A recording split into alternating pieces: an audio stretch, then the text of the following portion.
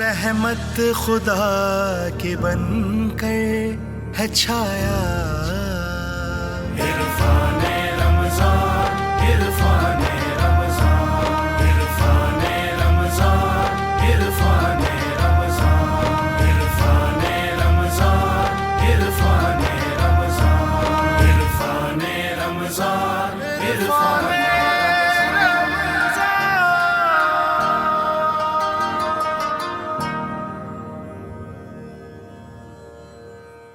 अल्लाह के नाम से जो बड़ा मेहरबान निहायत रहम करने वाला है।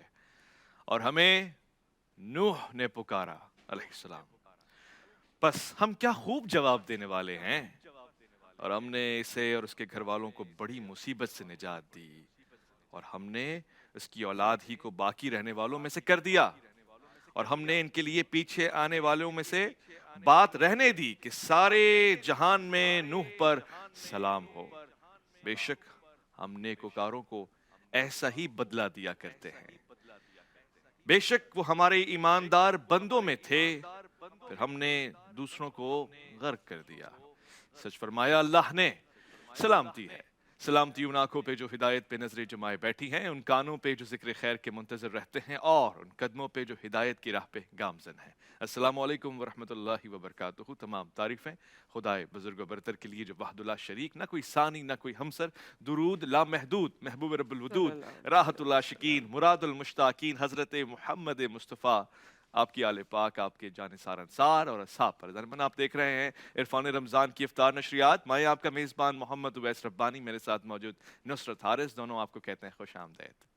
बिस्मिल्लाहिर्रहमानिर्रहीम। और हमारे नबी सल्लल्लाहु अलैहि वसल्लम ने फरमाया, जब आदमी मर जाए तो इसके आमाल मौकूफ़ हो जाते हैं, मगर 3 चीज़ों का सवाब बदस्तूर जारी रहता है। एक सदका जारिया, दूसरा ऐसा इल्म जिससे लोग फ़ायदा उठाएं, सुभान और तीसरी ऐसी नेक बख्त औलाद जो इसके लिए दुआ करे। इस तरह रोज़ाना ही हम आपको तर्जुमा और उसके बाद नबी सल्लल्लाहु अलैहि वसल्लम के हवाले से उनकी हदीस शेयर करते हैं, और साथ ही हमारे होते हैं मेहमान। तो आज के जो हमारे मेहमान हैं, खुसूसी तौर पे कराची वालों के दिल को लगने वाले मेहमान हैं। जी। कराची से उनका बड़ा गहरा ताल्लुक है, वैसे तो जाहिर है पूरे पाकिस्तान से, लेकिन कराची की सियासत और कराची के हालात गुज़िश्ता कई अरसे से कुछ ऐसे हैं कि जिसमें एक आम सा जुमला आपको सुनने को मिलता है कि कराची का वाली वारिस कौन है, क्योंकि कराची के वाली वारिस किसी को कहा जाता था। अब देखते हैं कि वो कहाँ आके खड़े हुए हैं, क्या कर सकते हैं, क्या करना चाहते हैं। हमारे साथ जो पर्सनालिटी मौजूद है उनका नाम फ़ारूक सत्तार है, who ultimately needs no introduction. Farooq Sattar साहब सीजन्ड पॉलिटिशियन है, MQM के हवाले से आपको सब जानते हैं, और MQM पाकिस्तान जो अब एक मजमूई तौर पर सामने आई है, उससे देखते हैं कि आप क्या समझते हैं, लोगों की उम्मीदें हैं या नहीं हैं। आपको इरफान रमज़ान में खुशामदीद कहते हैं। बहुत शुक्रिया, आपको भी रमज़ान रोज़े बहुत मुबारक हो। अल्लाह ताला इसकी बरक़ात से हम सबको मुस्तफ़ीज़ करे, और हम सब के असबाब और वसाइल में बरकत दे कि हम तमाम ज़रूरतमंद और मुस्तहिकीन तक कम से कम एक अच्छी मुनासिब सहरी और इफ्तार का मौका फराहम करे, जो हालात। बहुत अच्छे, बिल्कुल बिल्कुल वजह सही बात फरमाया है। आपने। और ये अंदाज आपका इतना शाइस्ता है। आप मैंने देखा है मुख्तलिफ मजहबी महाफिल में भी आपकी शिरकत रहती है, सियासी एक हंगामा तो मचा ही रहता है। तो इतनी सारी चीज़ें ज़िंदगी में मैनेज कैसे करते हैं, क्या उसूल आपने अपनाए? मेरे ख़्याल में ये जो बहुत सारी चीज़ों की आप बात कर रहे हैं ना, ये सब एक दूसरे से जुड़ी हुई हैं। ये तो नहीं हो सकता कि किसी एक शोबे में जाकर आप ज़िंदगी या कौमी ज़िंदगी के बाकी शोबों से ला ताल्लुक़ हो जाए। सब चीज़ें एक दूसरे से लाजिम और मलजूम है। तो अगर जहाँ हमारे मजहबी त्यौहार हैं और ऐसे अय्याम हैं जिनका तक़द्दुस बाकी अय्याम से ज़्यादा है, तो ये तो फिर हमारी गुत्थी में होता है ना, बचपन से हमारी तरबियत में, हमारी तहज़ीब में और हमारी तालीम में सब कुछ हमें मिलता है। तो उससे आप वैसे भी अलग नहीं हो सकते, वो आपकी बुनियाद है, वो आपकी बेस है। फिर उसके बाद मज़हब के फ़हम के बाद, मज़हब से लगाव के बाद, मैं समझता हूँ कि फिर आपने जो तालीम व तरबियत स्कूल, कॉलेज, यूनिवर्सिटी से, वहाँ फिर आप किसी एक ख़ास शोबे में जाते हैं तो उसमें कुछ थोड़ी सी महारत हासिल करते हैं। फिर उसके बाद जब आप जुल्म और नाइंसाफ़ी देखते हैं और आपकी सरिश्त में और फितरत में एक उसके ख़िलाफ़ रद्द अमल हो रहा हो, और फिर आप قدرتی طور پہ اس کا اظہار بھی کر سکتے ہوں، پھر آپ کو لگے کہ کچھ کرنا چاہیے اور اس میں پھر اللہ تعالیٰ بھی آپ کا ہاتھ تھامے اور پھر آپ کی بہترین رہنمائی ہو اور پھر آپ کچھ لوگوں کے لیے کرنے کے قابل ہو، جی تو پھر آپ یہ ذمہ داریاں اٹھاتے ہیں نا۔ ٹھیک ہے، یہ بتائیں بچپن میں یاد ہے پہلا روزہ کس عمر میں رکھا تھا؟ میرے خیال میں کلاس 1 میں تھا شاید، اچھا 6 سال یا 5 سال کی عمر میں۔ تب رکھا تھا۔ اچھا ویسے فاروق بھائی کی آواز سے میں پہلے بھی کہہ چکی ہوں اور شاید آن ایئر ہی میں نے کہا تھا، آپ پتہ نہیں اکتفا کریں گے یا نہیں کریں گے، مجھے عامر لیاقت حسین صاحب ایک دم یاد آتے ہیں، اور ایک آواز کا وہ جو انداز ہے یا گفتگو کا جو انداز ہے یا لہجہ ہے، مجھے وہ تھوڑا سا آپ سے ملتا جلتا ہوا ان کا لگتا ہے۔ اللہ تعالیٰ ان کو غریق رحمت کرے۔ بے شک اس میں ان کی خدمات بھی مختلف شعبوں میں اور عالم آن لائن کے حوالے سے جو اللہ تعالیٰ نے ان کو ایک رتبہ دیا تھا، تو ہم سب کی دعا کہ اللہ ان کو غریق رحمت کرے، ان کے درجات ہمیشہ بلند رہیں۔ کبھی اس طرح سامنے بات ہوئی نا تو وہ کچھ چیزیں جیسے آپ نے قابل کہا، یہ کہا تو وہی اس کی ساؤنڈ یا وہ طریقہ کار ویسا ہی فاروق تھا۔ بھائی کی آواز تو پرانی ہے، تو آپ بچپن سے سن رہے ہیں۔ عامر لیاقت کی آواز تو مرحوم کی بعد میں ہم نے سنی ہے، مگر یہ انداز، یہ عمدگی ان کے نہیں پاس میں نے یہ بالکل نہیں کہا کہ انہوں نے ان سے کوئی انفلوئنس لیا ہے، بس میں یہ نے کہا الیکشن ہار گئے ملتی تھے فاروق بھائی جلتی اس ہے۔ حلقے سے، اور ہرا دیے گئے تھے یا ہار دیے گئے تھے، مجھے نہیں معلوم۔ بہرحال جو بھی ہوا، خیر قصہ جانے والے پارینہ کی ہے۔ بات تو ہم اچھی ہی ان کی بات کرتے ہیں اور اچھی بات ہی نہیں، اس میں کرنی اگر چاہیے، انہیں اور جتا دیا گیا تھا یا مجھے ہرا دیا گیا تھا، اس میں ان کا بھی قصور نہیں تھا۔ جی جی اب ایسا کچھ ہوتا ہوا نظر آ رہا ہے کیا؟ میرے خیال میں دیکھیں، بہتر جسے کہتے ہیں نا سمجھ بوجھ، فہم و فراست، دانش، تو ایسا لگتا ہے کہ ایسی گھٹن ہے۔ معاشی بحران پہلے ہی تھا نا، ابھی جو سیاسی بحران ہے اس سے اور زیادہ صورتحال گمبھیر سے مگر ایم گمبھیر کیو ہو ایم گئی، خوفناک۔ پاکستان کا اپنا کھویا ہوا مقام مل سکے گا آپ کو لگتا ہے؟ مہنگائی، بے روزگاری، جو اس وقت لوگوں میں نے غربت کی لکیر سے کروڑوں لوگ اور نیچے چلے گئے، جی اس ایسے وقت ہی۔ یہ حالت ہے۔ دل میں ہو تیری یاد تو طوفاں بھی کنارہ، حاصل ہو تیرا لطف تو سر بھی صبا ہے۔ نعت شریف کی طرف چلتے ہیں اور آج ہم کلام سننا چاہیں گے خرم حبیب سے کہ حبیب کا ذکر فرمائیں اپنے محبوب انداز سے۔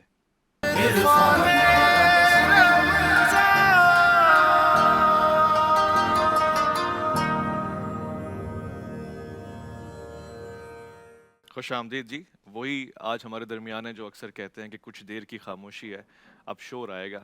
اب وہ شور آ نہیں رہا ہے، شعور البتہ لوگوں میں آتا جا رہا ہے اور یہ بڑی مشکل پیدا کرتا جا رہا ہے۔ مصطفیٰ کمال پارٹی میں آ چکے ہیں اور خالد مقبول صدیقی بھائی تو اس سے پہلے ہیں، اور فاروق ستار بھائی کا تو ایک نام ہے۔ ایک بات ہے کہ انہوں نے پارٹی نہیں چھوڑی، بہت سارے آپشن ان کو ملے، یقیناً ملے ہوں گے، مگر رہے آپ ایم کیو ایم پاکستان کے اسی ساتھ۔ کے نام سے جڑے ہوئے، ہاں، اسی سے منسوب رہے، لوگوں نے اس کو سراہا۔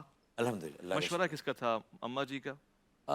اماں جی کا تو ہمیشہ مشورہ رہا ہے کہ بھئی جو ایک بنیادی اصول اپنا لیا، جو نظریہ اختیار کر لیا، بس اس پہ کاربند رہنا ہے، اخلاص کے ساتھ، سنسیریٹی، اسٹیٹ فاسٹنس، استقامت کے ساتھ، اور سیلف لیسنس بے لاس ہو کر۔ تو اس سیلف لیسنس، اسٹیٹ فاسٹ اور سنسیریٹی کے ساتھ جو اسٹرگل کی جائے نا، وہ اللہ تعالیٰ پھر اس میں برکت دیتا ہے اور وہ کامیابی سے ہمکنار ہوتی ہے۔ جو 4 سال پہلے میں جو بات کرتا تھا اور 2 سال سے کہہ رہا تھا سب کو یکجا ہونا ہوگا، اور ہو گئے۔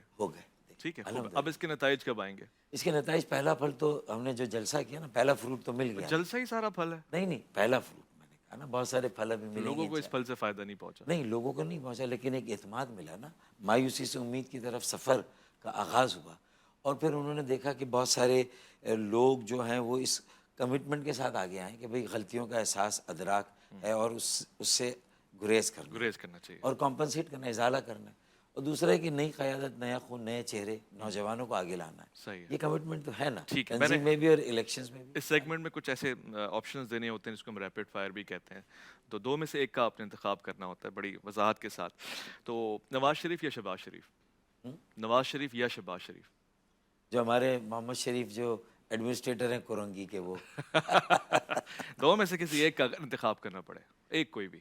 دیکھیں نا، میں سمجھتا ہوں کہ میں کیوں دیکھیں، میں پالیٹیشین ہوں، میں کسی ایک بھائی کو بھی کیوں ناراض کروں ایک کا نام لے کر۔ لیکن اب میرا ساتھ آپ نے دینا ہے، مریم نواز یا آصفہ بھٹو؟ مریم نواز یا آصفہ بھٹو؟ چلیں آصفہ بھٹو کہہ دیتے۔ بہت اچھا، ٹھیک ہے۔ خالد مقبول صدیقی یا مصطفیٰ کمال؟ دونوں بھائی، ایک دونوں کے بغیر کام نہیں چلے۔ پھر بھی اگر ایک کو طے کرنا ہو یا ایک کی ادا کوئی پسند ہو، نمایاں ہو، خاص طور سے ایک کی تعریف آپ کرنا چاہیں تو؟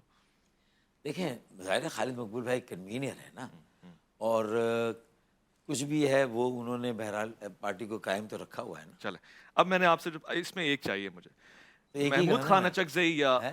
محمود خان اچکزئی یا بانی M Q M, Mahmood Khan Achakzai. Comparison کی, اب آپ ایک بتا دیں. دیکھیں میں یہ سمجھتا ہوں کہ میں کہوں گا نظریہ وہ اہم ہے نا. دیکھیں محمود خان اچکزئی کی بھی کچھ باتیں بہت صحیح ہیں, بہت اچھی مناسب ہیں. ایم کیو ایم کے بانی نے بہت بڑا کام کیا, ایک مڈل کلاس پڑھے لکھوں کی ایک جماعت قائم کی. تو میں کیسے تفریق کروں, اچھے کام ان کے زمانے میں اس وقت بھی ہوئے. یہ ٹھیک ہے کہ بعد میں غلطیاں اس قدر ہو گئی اور اتنی نمایاں ہو گئی, بہت زیادہ ہو گئی کہ اس سے ساکھ کو بھی نقصان پہنچا اور تنظیم تحریک کو بھی نقصان پہنچا نا. ٹھیک ہے, نوجوانوں کو ساتھ ملانے کے لیے کیا فارمولہ آپ کے پاس ہے؟ کراچی کی بحالی کیسے ہوگی؟ ایم کیو ایم کی تو ہو گئی. دیکھیں میں تو یہ کہتا ہوں کہ چونکہ کراچی پاکستان ہے نا, اور یہاں پاکستان کی ہر زبان بولنے والا, ہر علاقے کے شہری, اب تو سیاسی, لسانی, مسلکی, مذہبی ہر وابستگی سے بالا تر ہو کر اس ایم کیو ایم کو اصل میں جو یہ ری برانڈیڈ اور ری فارمڈ ہے نا, یہ کراچی قومی موومنٹ ہے. اسی کے اندر سارا پاکستان ہے. صحیح. تو اس میں سب کو اونرشپ دینی ہے, کراچی اپنائیں, بچائیں اور بنائیں. بہت اچھا پیغام, میرے خیال میں یہی پیغام ہونا چاہیے. بہت اس کے اچھا علاوہ پیغام راستہ ہی نہیں ہے. اس پیغام کے ساتھ ساتھ سوالات پہ چلیں گے. میں تو سوال پوچھ رہا ہوں ڈاکٹر صاحب سے, مگر اب نصرت سوال پوچھیں گی ہمارے مستقبل کے ڈاکٹر, انجینئر اور وکلا کے ساتھ. تو نصرت حارث کا یہ جی کا سوال کیا ہے, سنتے ہیں. جی تھینک یو. اور اس وقت ہمارے ساتھ ہمارے پارٹیسپینٹس موجود ہیں. سیدھا سیگمنٹ ہے میرا, تو معصوم سیگمنٹ ہوتا ہے جس میں میں آپ کو آپشنس دیتی ہوں, آپ نے اس میں سے سلیکٹ کرنا ہوتا ہے اور پھر آپ کو اس کے آپ اسکور کر لیتے ہیں. تو ہمارے ساتھ محمد دانیال NED یونیورسٹی سے موجود ہیں, Bakhtawar IQ school of finance سے ہمارے ساتھ موجود ہیں, اور Talha Bugti all the way from Sukkur Islamia college سے موجود ہیں. بھٹی ہے یہ, ابھی تک بکٹی نہیں ہوا یہ. اچھا, ابھی تک بکٹی نہیں ہوئے ہیں, لیکن یہاں بکٹی لکھ دیا ہے. یہ کچھ چاہ رہے ہیں لوگ آپ کو بکٹی کرنا, ان سے پوچھ لینا ذرا.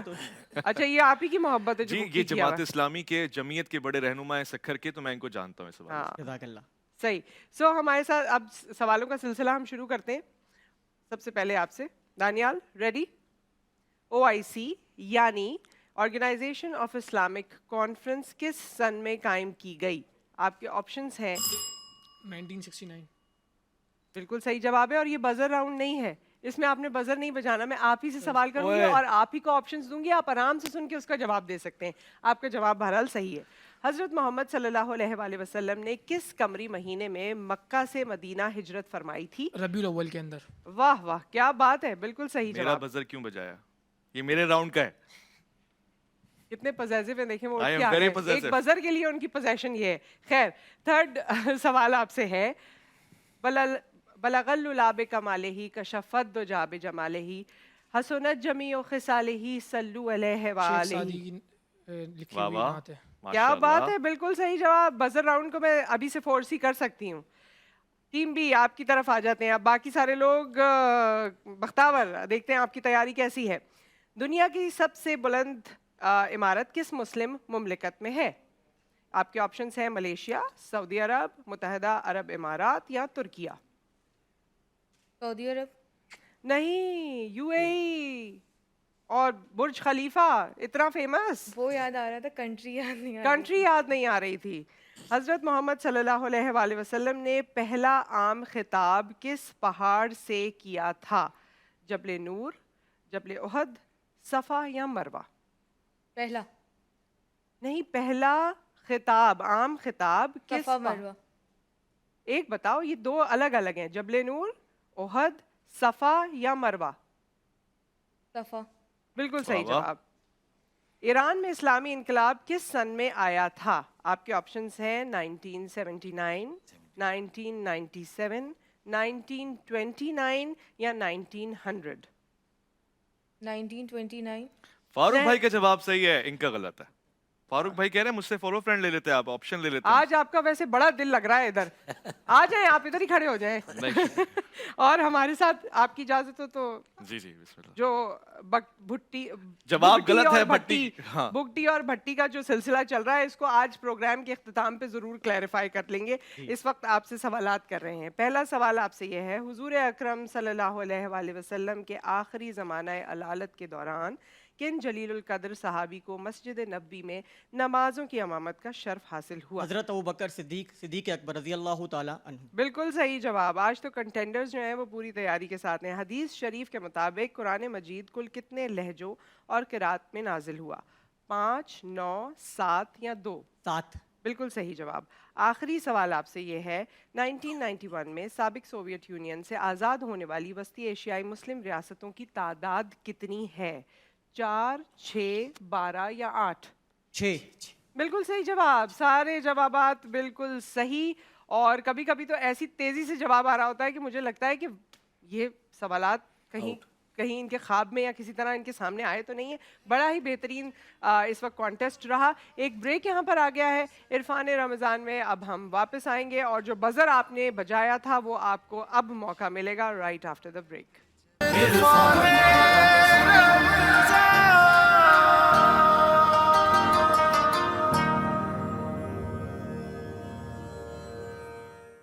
عرفان رمضان میں ایک بار پھر آپ کے سامنے ہم موجود ہیں. فاروق ستار صاحب ہمارے ساتھ اس نشریات کا حصہ ہیں اور ہمیشہ ان سے بڑی ساری باتیں ہوتی ہیں. ویسے آپ کو دیکھ کر پولیٹیکل سوالات زیادہ ذہن میں آتے ہیں معذرت کے ساتھ, لیکن رمضان ہے, سحری اور افطار کی کوئی خاص روٹین ہے؟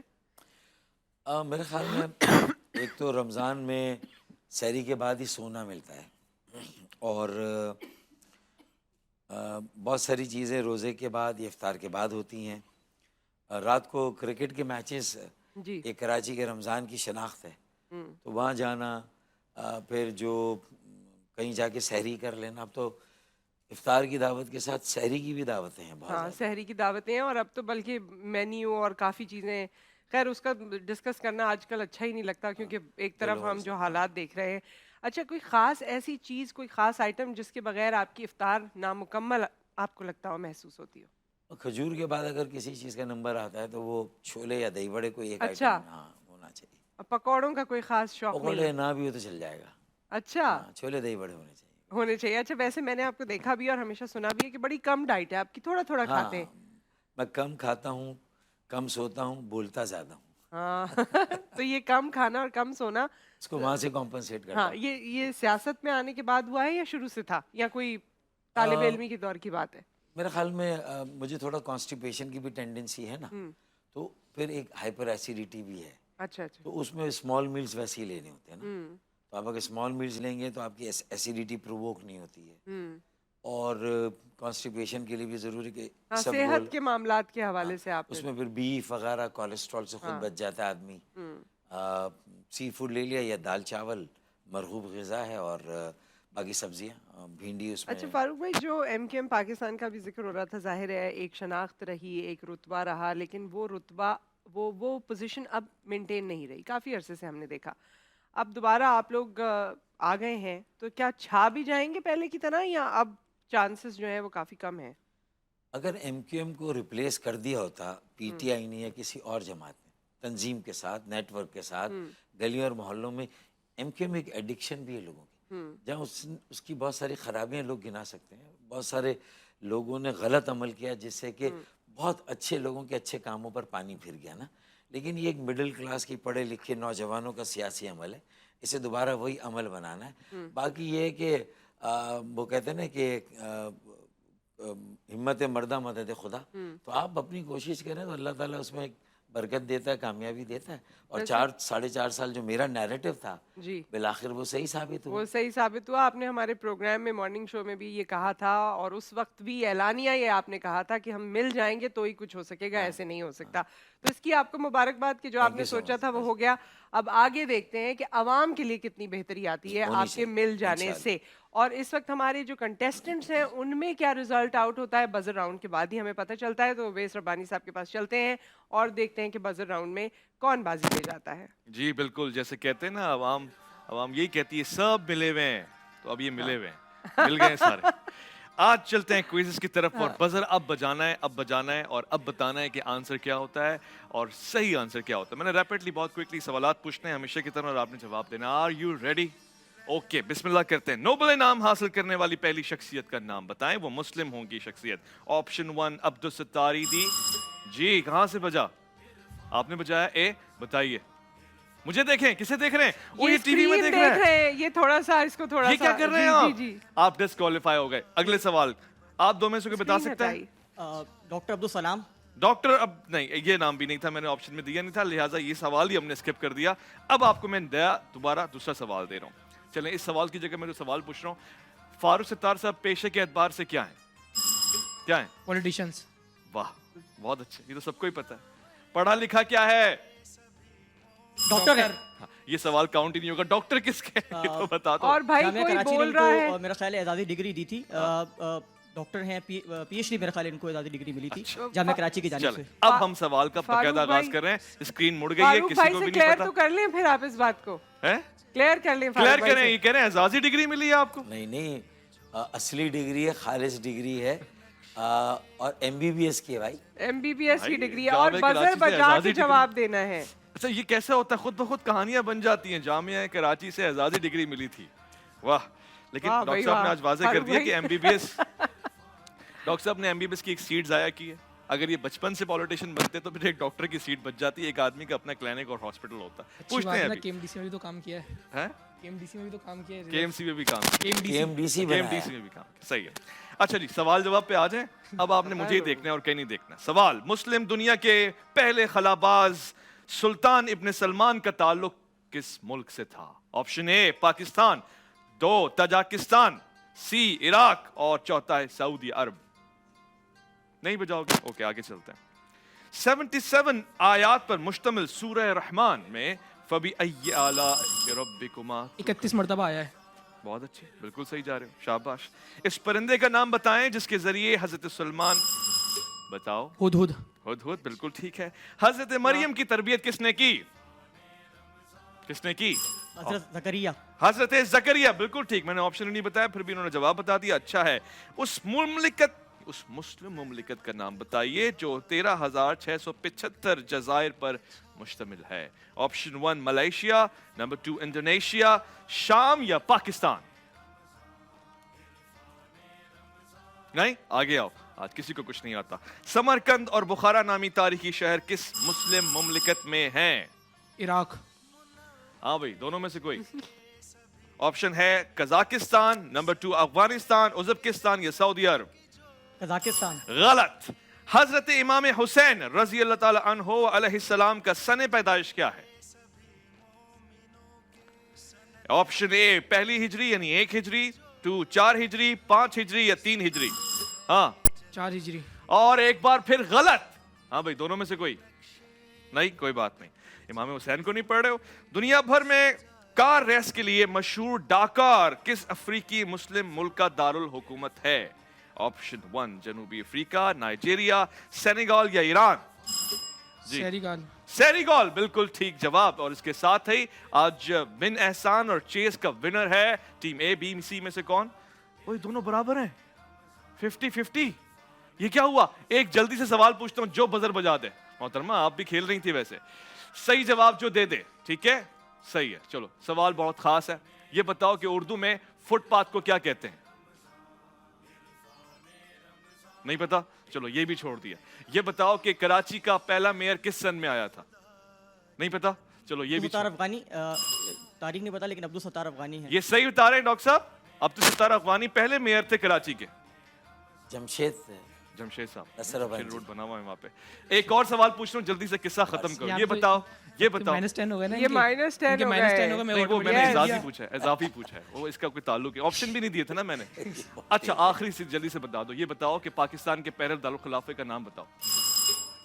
कराची। यार, उसने भी बजाया था। नहीं, नहीं, तो पहले मसला मैंने हो गया। बजाया। नहीं, उसने वैसे थोड़ा सा फर्क रह गया, वो भी मेरा दोस्त है ना यार। और आसान कर रहा हूँ, जल्दी से बता दो। आम के 4 नाम बताओ जो किस्में हैं आम की। हाँ सिंदड़ी। हाँ लंगड़ा। हाँ चौसा। हाँ नहीं हाँ। सिंदड़ी, लंगड़ा, चौसा। अनवर रटोल। भाई, आज कोई विनर नहीं है, आज मैं ही विनर हूँ। ये मैं लेके जा रहा हूँ सारे इनाम, बिन एहसान की तरफ से भी और चेस की तरफ से भी। ऐसा करता हूँ कि मैं शेयर कर लेता हूँ, आप पहले आए और पहले पाएं। बिन एहसान का ये गिफ्ट आप ले लें, आज विनर शेयर हो गए, ये लीजिए। और चेस का ये गिफ्ट आपका हुआ। और साथ ही ये जो है ना, ये शफक के तहाइफ। आ जाओ बहन, शफक का तोहफा आपका हुआ। आपका छोटा वाला लग रहा है, ये रख लें, ये रख लें। और आप मेरे भाई ये रख लें और ये रख लें। क्या बात है भाई, कैसा बंटवारा किया मैंने? बहुत जबरदस्त जबरदस्त. सो विद दैट हमारा thank you so much for this round. और आज का राउंड बड़ा मुश्किल हो गया था. थैंक यू फारूक भाई, आप बहुत हमारे साथ शुक्रिया. Thank मौजूद you so रहे. much. सारे सवालात के जवाब आपने सही दिए. हमारी दुआएं आपके साथ हैं, वो किसी भी तोहफे से बढ़कर हैं. बहुत ज़्यादा. ठीक है. बेशक, सो विद बेशक, दैट बहुत बहुत शुक्रिया. यहाँ हम इस अपने सेगमेंट को क्लोज कर रहे हैं. आपसे कल इंशाल्लाह ताला मेरी मुलाकात होगी. इरफान रमज़ान का ये सेशन अभी जारी व सारी है. ब्रेक के बाद आप मुलाहिज़ा करेंगे किचन में कौन सी रेसिपीज़ हैं, और उसके बाद उवैस रब्बानी साहब के साथ आप बाकी की ट्रांसमिशन मुलाहिज़ा फरमाएंगे. Stay tuned.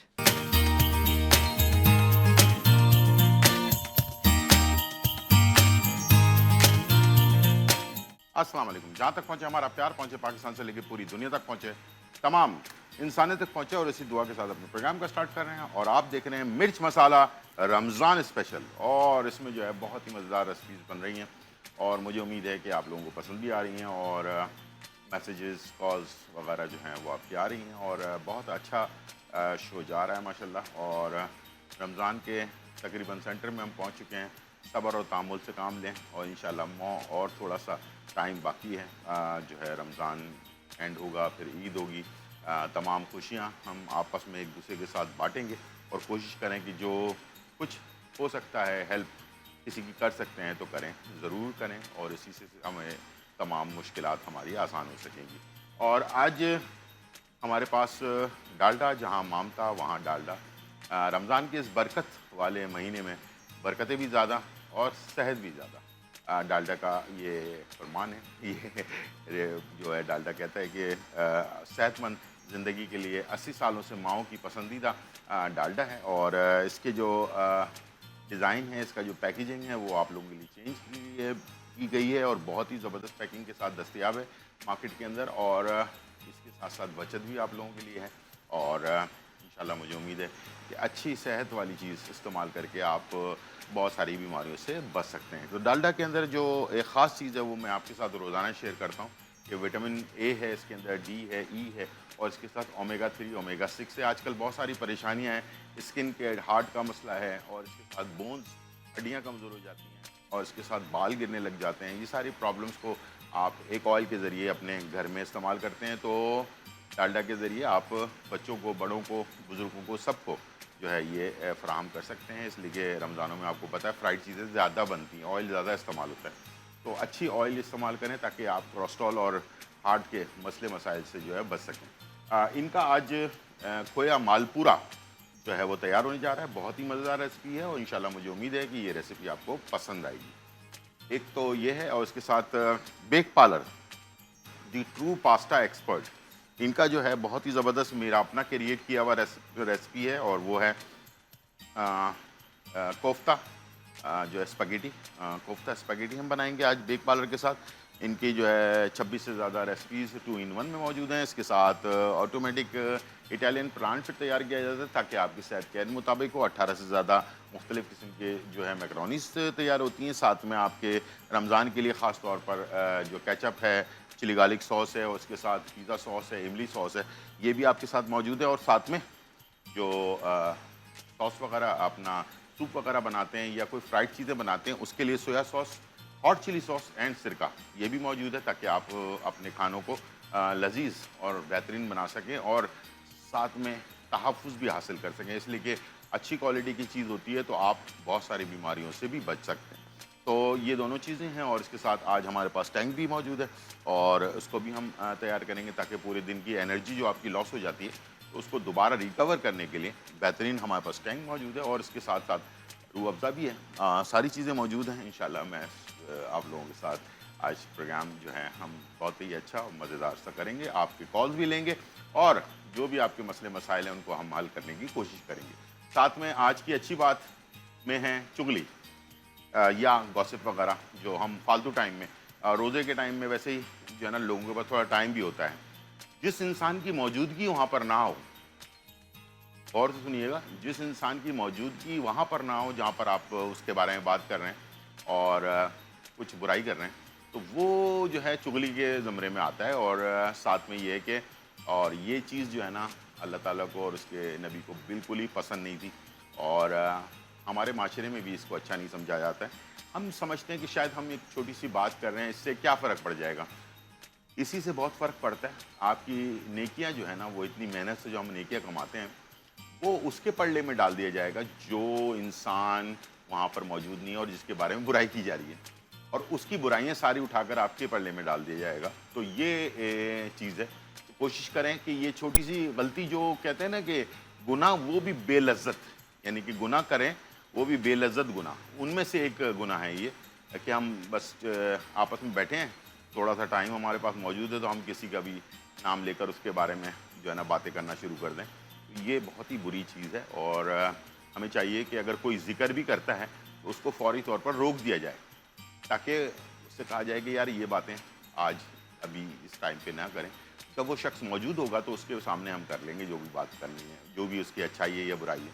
तो इस तरह से इंसान अपने आप को इन चीज़ों से दूर कर सकता है और बहुत आसान तरीक़ाकार है। तो ये इंशाल्लाह मुझे उम्मीद है कि मैं भी इसमें से सीख सकता हूँ और आप भी सीख सकते हैं। इंशाल्लाह मुझे उम्मीद है कि ये बातें जो है ना, किसी की भी बुराई उसके गैर मौजूदगी में करना एक अच्छी बात नहीं है।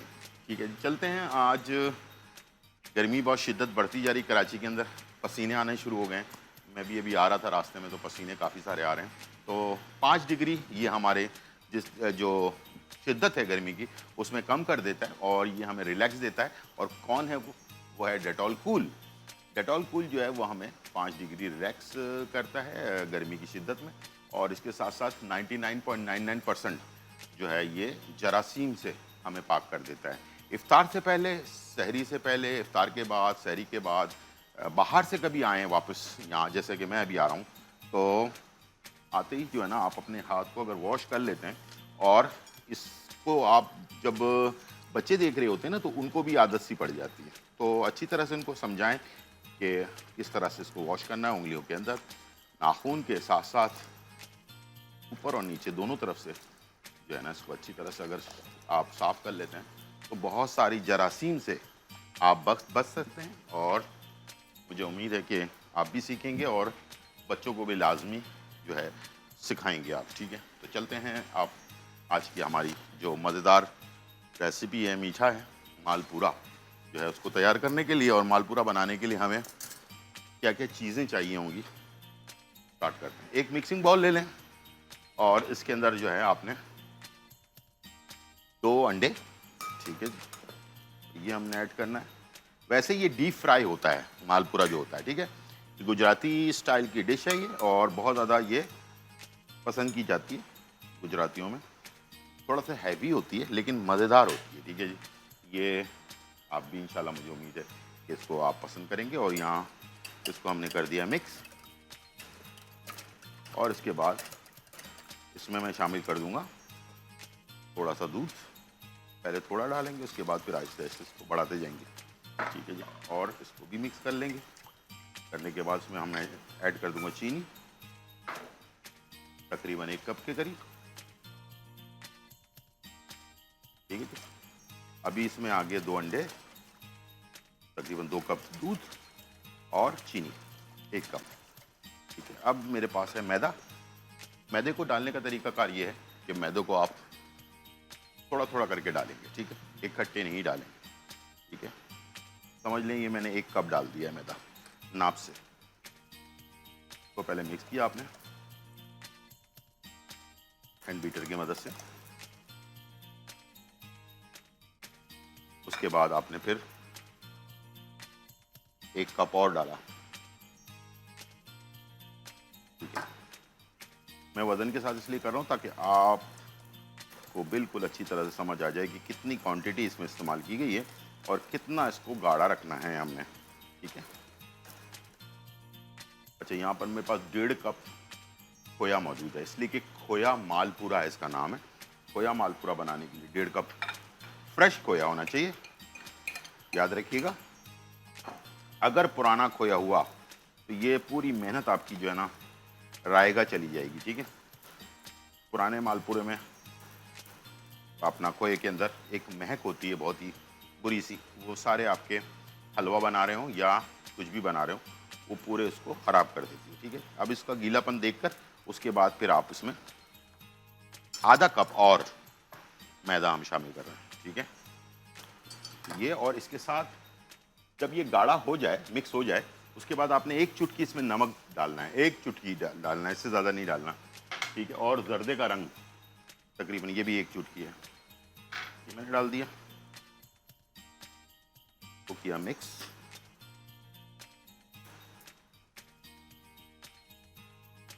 یہ اس طرح سے اتنا گاڑھا یہ بیٹر بن جائے گا آپ کا, ٹھیک ہے.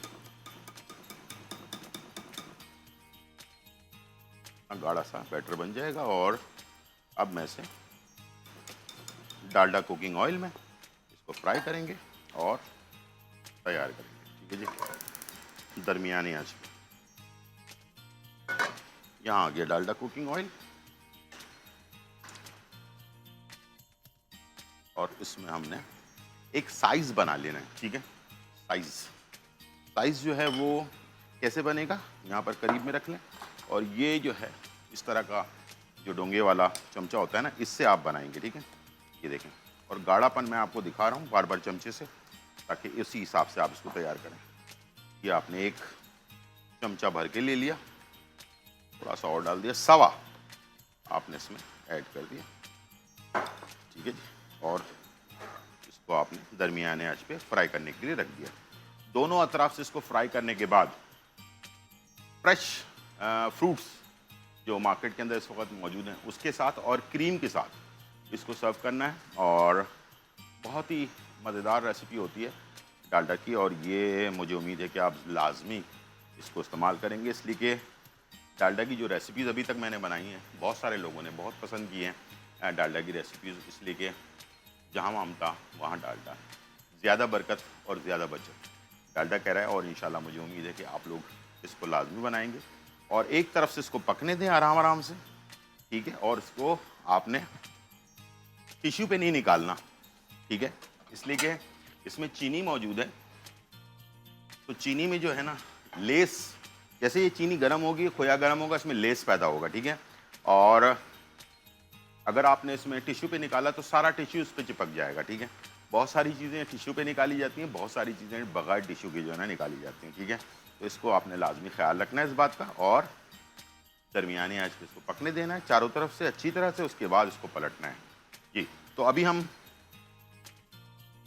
اگر آپ کی کال ہوگی تو انشاءاللہ ابھی ہم لیں گے کال بھی, اور تاکہ آپ کے سوالات کے جوابات بھی دے سکیں, ٹھیک ہے جی. چلیں جی, سائڈوں سے اس طرح سے چیک بھی کرتے رہیں گے, ٹھیک ہے. اور تھوڑی دیر بعد آپ کو سائڈیں اس کی نا براؤن ہونا شروع ہو جائیں گی, ٹھیک ہے. تو آپ کو جب آپ اس کے اپنا چولہے کے قریب ہوں گے تو آپ کو خود بخود سائڈیں اس کی براؤن براؤن سی ہونے شروع ہو جائے گی. اچھا ڈارک کلر آتا ہے اس لیے کہ چینی ہے اس میں اور انڈے بھی ہیں, تو دونوں چیزیں مکس ہیں, تو اس میں اچھا سا ڈارک کلر آئے گا, ٹھیک ہے. اور خوشبو اس کی بہت ہی انتہا انگیز قسم کی خوشبو ہوتی ہے, جو پورے کچن میں میٹھی میٹھی خوشبو جو ہے وہ پھیل جاتی ہے. تو آپ بس روزہ تھوڑی دیر بعد کھلنے والا ہے, تو اس کی خوشبو سے کہیں مرغوب نہ ہو جائیے گا, ٹھیک ہے. تو انشاءاللہ مجھے امید ہے کہ آپ لوگ اس کو ضرور بنائیں گے. بہت ہی زبردست اور مزیدار ریسیپی ہے یہ مالپورا, اور اس کو جو ہے نا شہد کے ساتھ بھی بعض لوگ پسند کرتے ہیں.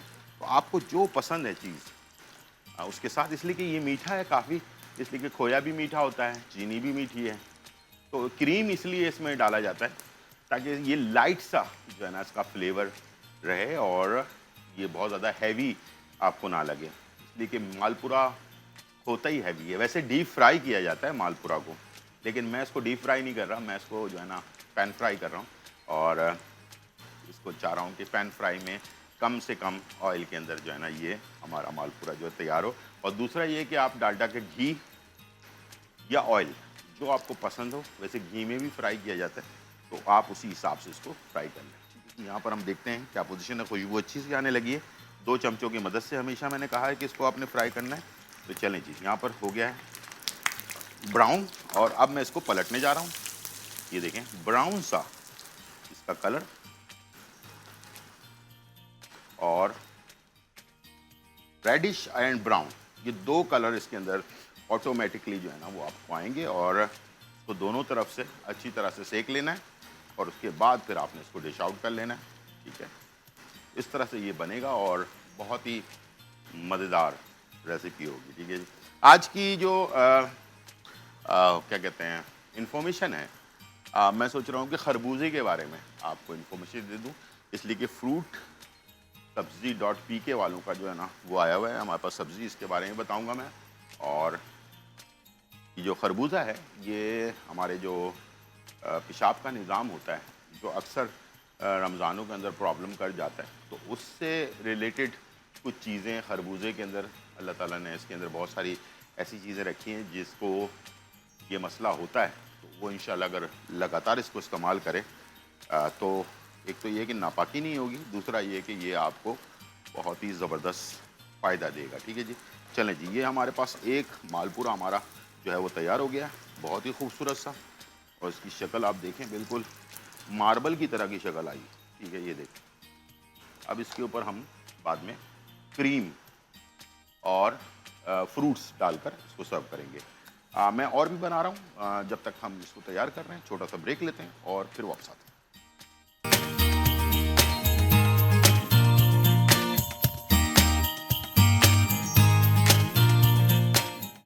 ویلکم بیک ناظرین. اور یہاں جو ہے بہت ہی مزیدار ریسیپیز بن رہی ہیں، اور ساتھ میں جو ہے فروٹ سبزی .pk جس کا میں نے ذکر کیا تھا، تو ان کے سبزی اور فروٹس جو ہیں وہ بہت ہی زبردست صاف ستھرے، بالکل صحت کے عین مطابق جو ہے آپ کے ایک کال پر آپ کے گھر پر پہنچ سکتا ہے. اور اس کے لیے آپ فروٹ سبزی .pk پر جو ہے آپ آن لائن آرڈر کر سکتے ہیں.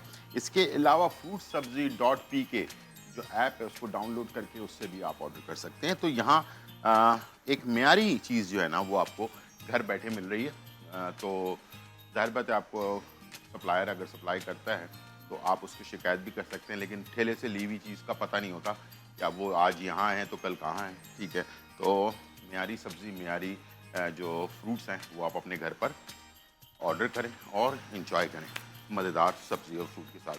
یہاں پر مالپورا ہمارا تیار ہو چکا ہے. مالپورا بنانے کے بعد میں نے آپ سے کہا تھا کہ اس کے اوپر کریم، ٹھیک ہے، یہ میں نے ایڈ کیا اس طرح سے، اور ایک اور مالپورے کے اوپر اس طرح سے آپ نے ہر مالپورے پہ آپ نے کریم ایڈ کرنا ہے. اچھا، مٹھاس کے ساتھ ذرا کریمی چیز جو ہے نا وہ اچھی بھی لگتی ہے. ٹھیک ہے، تو اس طرح سے آپ نے. اور آج کل ہے سیزن فروٹ کا، بہت سارے سیزن میں فروٹس آئے ہوئے ہیں. تو یہاں پر میرے پاس ہے اسٹرابیری.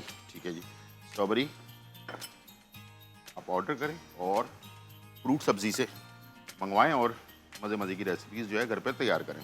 ٹھیک ہے، خوب سارے ڈالیں تاکہ صحت بھی اچھی رہے آپ کو اور کھانے کا کھانا بھی آپ کو مل جائے. ٹھیک ہے جی، یہ مالپورے کا ایک نیا اسٹائل جو ہے آپ کو جہاں مامتا وہاں ڈالڈا کی طرف سے جو ہے یہ آپ کے لیے بہترین سی ایک ریسیپی تیار ہے. اور اب ہم آ جاتے ہیں کہ پاستا، ٹرو پاستا ایکسپرٹ اس لیے کہا جاتا ہے کہ یہ لیڈنگ برانڈ ہے پاکستان کا، اور آپ لوگوں کے لیے بہترین 2-in-1 ریسیپیز لے کر آ رہا ہے. 26 سے زیادہ ریسیپیز ہیں ان کی، اور اس کے علاوہ آٹومیٹک اٹالین پلانٹس پہ تیار کردہ ہے، اور آپ کی صحت کے عین مطابق اس کو بنایا جاتا ہے. تو یہاں پر میرے پاس میں نے سوچا کہ 2-in-1 ریسیپیز تو ہیں ہی، لیکن میں جو ہے نا ایک اپنی ریسیپیز بھی روزانہ آپ کو 1-2 دن بعد شیئر کر رہا ہوتا ہوں. جیسے کہ میں نے white sauce stack with pasta جو ہے وہ تیار کیا تھا. اسی طرح سے آج میں کوفتہ وتھ پاستا یا میکرونی جو ہے وہ تیار کرنے جا رہا ہوں. اور کوفتہ میں نے پہلے سے بنا کے رکھا ہوا ہے تاکہ یہ کہ جلدی ہمارا کام ہو جائے. قیمہ لے لیا آپ نے آدھا کلو چکن کا، اور اس کے اندر حسب ضرورت نمک، کالی مرچ، سفید مرچ، تھوڑا سا اگر تیکھا پسند کرتے ہیں تو لال مرچ پاؤڈر بھی آپ ایڈ کر سکتے ہیں. اور اس کے ساتھ ہرا دھنیا، ہری مرچیں وغیرہ ایڈ کر کے ادرک لہسن کے ساتھ اس کو اچھی طرح سے مکس کر لیں. مکس کر کے اس کے کوفتے بنا لیں. بنانے کے بعد اسے آپ یا تو فرائی کر سکتے ہیں یا اسٹیم کر سکتے ہیں. ٹھیک ہے، یا پھر اس کو بوائلڈ بھی کر سکتے ہیں. 3 ٹائپ آپ کے پاس ہے. اگر آپ بہت زیادہ ہیلدی پسند کرتے ہیں تو آپ اس کو بوائل کر لیں. ٹھیک ہے، تو اس سے کیا ہوگا کہ یہ ایک تو راؤنڈ بن جائیں گے، دوسرا یہ کہ اندر تک پک بھی چکے ہوں گے، ڈر نہیں ہوگا کچا رہنے کا. تیسرا یہ کہ یہ جوسی بھی رہیں گے. ٹھیک ہے، اور فرائی کرنے کے بعد جو ہے وہ تھوڑے سے سخت ہو جاتے ہیں کوفتے. تو میرا ہمیشہ سے یہ میں نے اسٹائل جو ہے جاپنیز اور چائنیز لوگوں کے ساتھ جب کام کیا تو ان کے جو بالز بنتے ہیں وہ زیادہ تر اسٹیم یا بوائلڈ ہوتے ہیں. تو اس میں ذرا جوسی پن رہتا ہے. तो मैं हमेशा कोफ्ते को ना स्टीम या बॉईल कर लेता हूँ, तो उसके हिसाब से मैं इसको तैयार करता हूँ, तो उससे जूसी रहते हैं काफ़ी टाइम तक, या बीफ के हों या मटन के हों या फिर चिकन के। तो इस तरह से आप इसको अपने घर पर तैयार कर सकते हैं। हाँ, ये स्टार्ट करते हैं। और बेक पार्लर का हमने पास्ता ले लिया और इसे हमने तकरीबन 7 से 8 मिनट के लिए पहले तो बॉईल किया है पानी में, गर्म पानी में। गर्म पानी के बाद आपने काउंट करना है, पहले से काउंट नहीं करना। जब आप बॉइल्ड हो जाए पानी, उसके बाद जब पास्ता डाल रहे हो तो तब आपने काउंट शुरू करना है, ठीक है। 7 से 8 मिनट आपने इसको बॉईल करना है। बॉईल करने के बाद इसको निकालना है। जब ये बॉइल्ड हो जाए ठंडे पानी में डाल देना है इसको और वॉश करना है अच्छी तरह से। हल्का सा ऑयल लगा के रखना है, गर्म पर नहीं लगाना। रोज़ाना मैं बताता हूँ ताकि आपकी रेसिपी ख़राब ना हो, ठीक है जी। तो इस तरह से आप अपने इसको बना सकते हैं। यहाँ पर हमने एक पैन को गर्म कर लिया है और इसमें मैं थोड़ा सा ऑयल ऐड करूँगा, ठीक है। और उसके बाद मेरे पास जो कोफ्ते तैयार हुए हुए उसको हम ऐड कर देंगे इसमें, चलो। और इसे हल्का सा सेकेंगे ताकि इसमें सिर्फ बॉइल्ड हुआ है, सिकाई नहीं हुई, इसलिए इसके अंदर थोड़ा सा सौंधापन आ जाए इसको सेकने की वजह से। अच्छा, अदरक लहसुन वगैरह सब कुछ इसमें मौजूद है, तो अलग से एक्स्ट्रा हमें डालने की ज़रूरत नहीं पड़ेगी, ठीक है। तो इसको आपने सिर्फ सादे पैन के ऊपर हल्का सा सेक लेना है। हल्का सा कलर आ जाए उसके बाद फिर मैं बाकी इसमें सॉस वगैरह ऐड करूँगा, ठीक है जी। इस तरह से थोड़ा आपने सेका इसको। सेकने के बाद अब मेरे पास बेक पार्लर के सॉस मौजूद है जो हम अक्सर उसमें इस्तेमाल करते हैं, अपना क्या नाम है, सूप वगैरह के अंदर। तो ये हॉट चिली सॉस है, ये तकरीबन हम 2 टेबल स्पून लेंगे, ठीक है। ये सिरका है, ये तकरीबन 1 टेबल स्पून लेंगे। और ये हमारे पास है सोया सॉस, ये हमने 2 टेबल स्पून लेना है, ठीक है। और सिंपल ये जो सूप में इस्तेमाल करते हैं वही चीज़ हम यहाँ जो है इसमें इस्तेमाल कर रहे हैं कुकिंग में। मेरे पास यहाँ पर है सफ़ेद मिर्च आधा चाय का चम्मच, कुटी हुई काली मिर्च आधा चाय का चम्मच। नमक कम रखेंगे इसलिए कि सॉस में नमक होता है, ठीक है जी। यहाँ पर थोड़ा सा हमने नमक ऐड कर दिया। और इसके बाद मेरे पास है केचप बेक पार्लर का, 4 खाने के चम्मच हमने इसमें केचप ऐड करना है।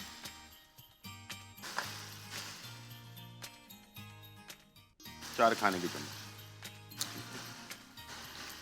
चलिए जी। केचप भी आ गया। और इसको आपको पता ही है कि रमज़ानों में फ्राइड चीज़ें बनती हैं, तो उसमें भी आप इसको इस्तेमाल कर सकते हैं, ठीक है। ये मसाला सारा कोफ्ते के साथ मिक्स हो रहा है, ठीक है। और अच्छी तरह से इसको मिक्स कर लें। वैसे इसको आप मशवरा है कि आप अगर चाहें ना तो उसको ऐसे भी सर्व कर सकते हैं, ठीक है। टूथ पिक लगाकर इसको आप अभी रमज़ानों में जब हम फ्राइड चीज़ें सर्व कर रहे हैं तो उसके साथ साथ इसको आप, ये जो सॉस मैंने डाला है इसके अंदर सारा, तो इसको आप मिलाकर जो है ना इसको आप वैसे भी सर्व कर सकते हैं विदाउट पास्ता, ठीक है। अगर पास्ते के साथ बनाना है तो फिर इसमें हम पास्ता ऐड कर देंगे। चलें जी, पास्ता को खोल के ऐड करेंगे हाथ से ताकि एक एक पीस में सारा फ्लेवर चला जाए, ठीक है। तो इस तरह से आपने पास्ता ऐड कर दिया और जो सॉस है जो हमने इसमें डाला था वो सारा सॉस इस पास्ता के अंदर मिक्स हो जाए। आप देख सकते हैं बहुत ही खूबसूरत कलर में ये रेसिपी तैयार होती है। और ये मेरी कोफ्ता पास्ता जो है ना रेसिपी है, तो इंशाल्लाह मुझे उम्मीद है कि ये आपको बहुत ही अच्छी लगेगी, इसलिए कि बच्चों को बड़ों को सबको इस टाइप की डिशेस जो है ना पसंद आती हैं। इसलिए कि मौसम जो है ना वो भी बहुत ज़्यादा ठंडा नहीं है, गर्म मौसम है। तो गर्म मौसम के अंदर ना हल्की फुल्की लाइट सी खाने जो है ना वो अच्छे भी लग रहे होते हैं बनिस्बत इसके कि आप बहुत ज़्यादा ऑयली फूड खाएँ, ठीक है। तो बच्चों को बड़ों को भी सबको लाइट खाना अच्छा लगता है। तो ये कोफ्ता पास्ता ज़रूर बनाइएगा बेक पार्लर का और मुझे बताइएगा कि आपको ये रेसिपी कैसी लगी है, ठीक है। चलें जी, ब्रेक का टाइम हो गया और इसको ब्रेक में डिश आउट करते हैं, उसके बाद बनाते हैं एक मज़ेदार पनीर मुर्ग पकोड़ा। छोटा सा ब्रेक, तो वापस।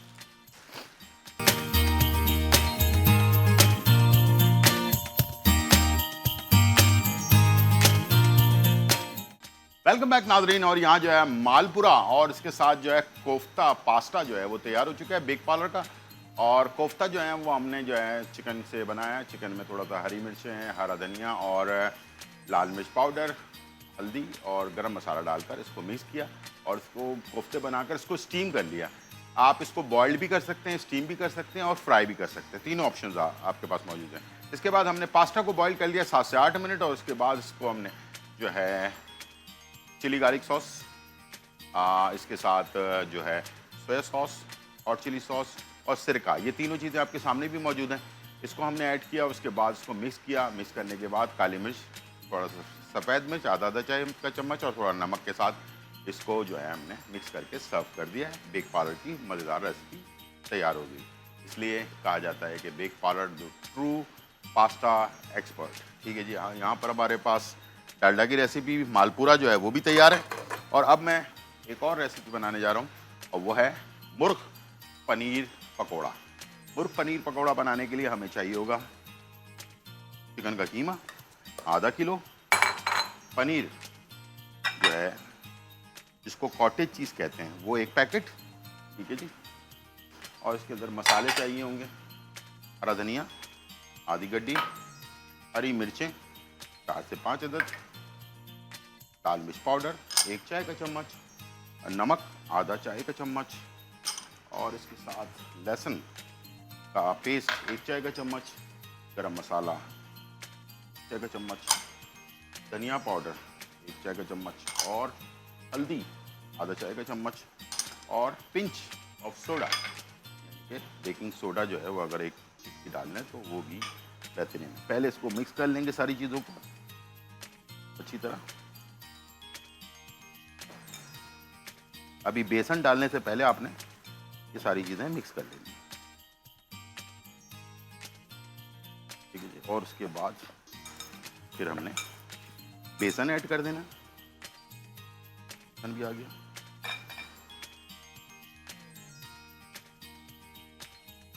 और 2 कप मैंने बेसन डाला इसके अंदर, आधा किलो के अंदर, ठीक है जी। और उसके बाद आपने पानी। और हाँ, एक टेक्निक और है जो मैं बताना भूल गया। एक तो मैंने बताया था कि पकोड़े को क्रिस्पी रखने के लिए चावल का आटा, अगर आप आधा किलो बेसन लेते हैं तो उसके अंदर आप आधा कप जो है चावल का आटा ऐड करेंगे तो वो क्रिस्पी रहेगा और इफ्तार के बाद भी क्रिस्पी रहेगा, ठीक है। दूसरी चीज़ ये जो मैंने आपसे शेयर करनी थी वो कि अगर पकोड़े के अंदर जो पानी हम ऐड करें वो ठंडा अगर हो, जितना ज़्यादा चिल्ड पानी होगा ना उतना ही मज़ेदार पकोड़े तैयार होंगे, ठीक है जी। ये भी आप टेक्निक आज सीख लें, इंशाल्लाह ये आपके काम आएगा। चलें जी, इसको मैंने मिक्स कर लिया अच्छी तरह से और इसको तकरीबन 1 घंटा जो है ना आपने रेस्ट देना है ताकि ये अच्छी तरह से रच बस जाए आपस में।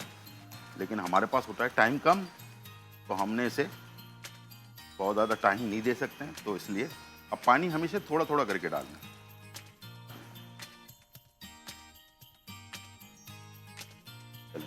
ये मैंने बिल्कुल परफेक्ट जो पकोड़े का बैटर है ना वो तैयार हो चुका है। अब मैं इसे फ्राई करने के लिए डाल रहा हूँ। छोटे पीसेस डालें हमेशा की तरह, मैंने हमेशा कहा है कि बड़े पीसेस ना डालें।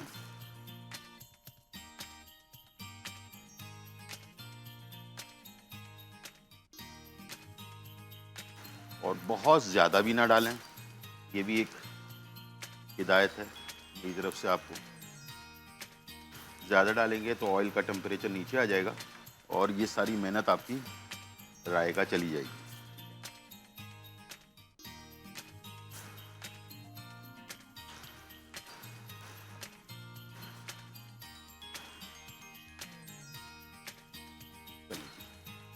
यहाँ पर हमारे पास आई थिंक इनफ। अब मैं आपके लिए एक और रेसिपी जो बहुत ज़रूरी है और वो है पूरे दिन की एनर्जी जब हम यूज़ कर लेते हैं तो उसके बाद इंसान को तलब होती है एनर्जेटिक चीज़ की। और मैंने आज आप लोगों के लिए लिया है टैंग का पाइनएप्पल फ्लेवर, जिसमें विटामिन सी, डी और जिंक, ये 3 चीज़ें मौजूद हैं जो आपकी इम्यूनिटी को बढ़ाती है और पूरे दिन की जो आपकी थकन है, तो आप थक चुके होते हैं रोज़े में, एनर्जी लॉस हो चुकी होती है, उसको दोबारा से रिकवर करने के लिए best of the best option है ये आपके लिए टैंग। और इसको हम इस्तेमाल करने जा रहे हैं। और 1 टेबल स्पून आप ऑल इन वन है, इसके अंदर तमाम चीज़ें मौजूद हैं, कोई चीज़ अलग से डालने की ज़रूरत नहीं, शुगर वगैरह कोई चीज़, ठीक है। तो आपने 1 टेबल स्पून उसमें ऐड किया और साथ में ठंडा पानी,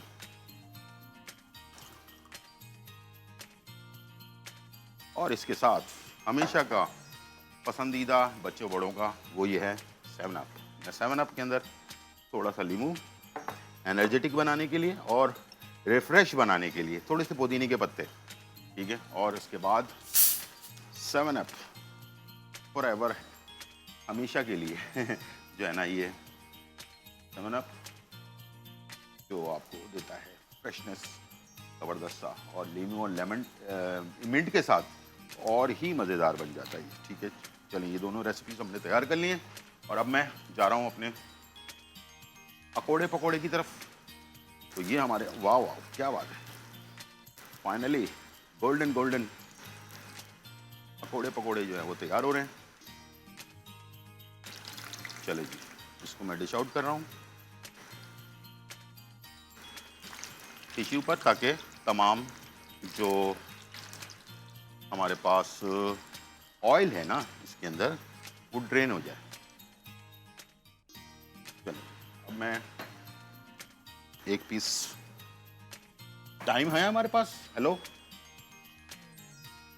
4 मिनट है, ठीक है जी 4 मिनट है। तो खरबूजे के बारे में बात भी करेंगे और पकौड़े भी बनाते हैं ताकि सबके काम आ जाए, ठीक है। खरबूजा, इसके बीज, इसका छिलका, इसका गूदा, सारी चीज़ें हमारे लिए बहुत फ़ायदेमंद हैं, ठीक है।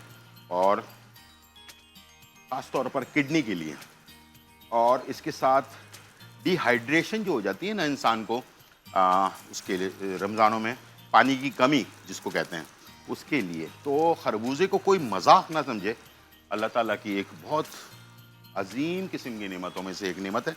और इसे आप इफ्तार में अगर लेते हैं तो इंशाल्लाह ये आपको जो पानी की कमी और रोज़े के चेंज होने की वजह से, खाने पीने की टाइमिंग की चेंज होने की वजह से हमें जो है प्रॉब्लम्स होती हैं बहुत सारी, और पेशाब में जलन या पेशाब रुक रुक के आना, इस टाइप की नापाकी वगैरह भी हो जाती है। तो उसके लिए आप लाजमी खरबूजा इस्तेमाल करें। जब खरबूजे का सीज़न ना हो तो इसका छिलका और बीज का पाउडर बनाकर इसका कैवा बना लें और ठंडा करके इस्तेमाल करें। आप देखिएगा कि आपको इंशाल्लाह, जो शुगर पेशेंट है ना ख़ास तौर पर, उनके लिए तो लाजवाब चीज़ है, इसलिए कि शुगर पेशेंट का हमेशा किडनी पे प्रॉब्लम आती है बार बार। तो उसको आप अगर सेफ रखना चाहते हैं अपने आप को, तो खरबूजे के बजाय आप छिलका, सूखा हुआ छिलका और बीज, ये आपको मिल जाते हैं पंसारी की दुकान पे। इसका पाउडर बना लें, इसका 1 चाय का चम्मच सवा कप पानी में डालें और इसको जो है ना बॉइल्ड करें। बॉइल्ड करने के बाद इसे आप जो है ठंडा करके, गर्म नहीं पीना, सवा कप पानी जब 1 कप हो जाए तो उसको छान लें। छानने के बाद ठंडा करके इसको पिएं। रोज़ाना का मामूल बनाएं 2 टाइम का, और इंशाल्लाह देखिएगा कि आपके किडनी पे कभी भी कोई असर नहीं होगा शुगर के बावजूद। वरना शुगर वालों की अक्सर किडनी में प्रॉब्लम 5-6 साल के बाद शुरू हो जाती है। तो क्रेटिनाइन आना, यूरिया आना, प्रोटीन आना, इस टाइप की चीज़ें होना शुरू हो जाती हैं। तो खरबूजा वाकई एक ऐसा फल है अल्लाह ताला की तरफ से कि जिसकी जितनी तारीफ़ की जाए कम है। जब तक सीज़न में है इसका गूदा खाएं, खुद भी खाएं, बच्चों को भी खिलाएं, आदत ज़रूर डालें, सस्ते महंगे के चक्कर में ना पड़ें, ठीक है। खरबूजा सस्ता सी चीज़ है लेकिन बहुत हेल्दी है, ठीक है। आखिर में हमारे पास इस वक्त 1.5 मिनट बाकी रह गए हैं और मैं अपने काउंटर की तरफ जा रहा हूँ अपने अकोड़े पकोड़े को लेकर। ये मुर्ख पनीर पकोड़ा हमारा जो है वो तैयार हो चुका है, बहुत ही खूबसूरत से कलर के अंदर, ठीक है जी। और اس کو ضرور بنائیے گا اور مجھے بتائیے گا کہ کیسا لگا آپ کو. ٹھیک ہے, چلیں جی, یہ ہو گیا فائنل ڈن. چلیں جی, اس کو سیٹ کر لیں. اور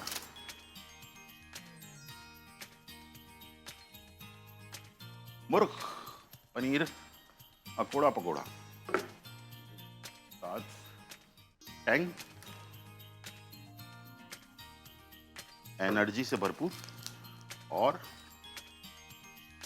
7 اپ ریفریش تازگی سے بھرپور. ٹھیک ہے جی, چلیں یہ تھی آج کی ریسیپی اور انفارمیشن. امید ہے آج کا پروگرام آپ کو پسند آیا ہوگا. زندگی رہی تو پھر ملاقات ہوگی. جب تک کے لیے اجازت. اللہ حافظ. Bye bye and check out.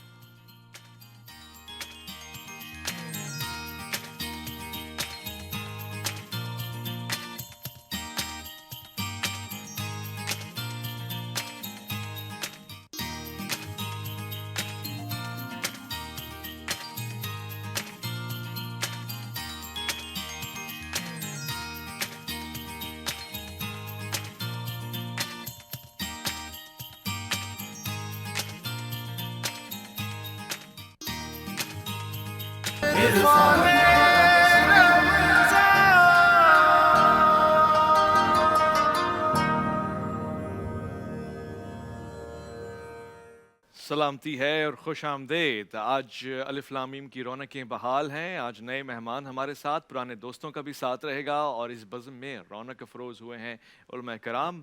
میں ناچیز بھی ان کا تعارف کرواؤں گا. ہاں, آج یہ ضرور بتا دوں کہ پروردگار کا بڑا شکر ہے, روزوں کا سلسلہ جاری و ساری ہے. رمضان الکریم کی برکتیں اور اپنے دوسرے عشرے میں حاصل کرنے والی نعمتیں آپ کے سامنے ہیں. آپ نے صرف اپنے آپ کو آمادہ اور تیار رکھنا ہے. پاکستان کے آئین کو بھی کم و بیش 50 سال ہو چکے ہیں اور یہ سال 2023 کا اسی بات کی طرف آپ کو لے کے جا رہا ہے.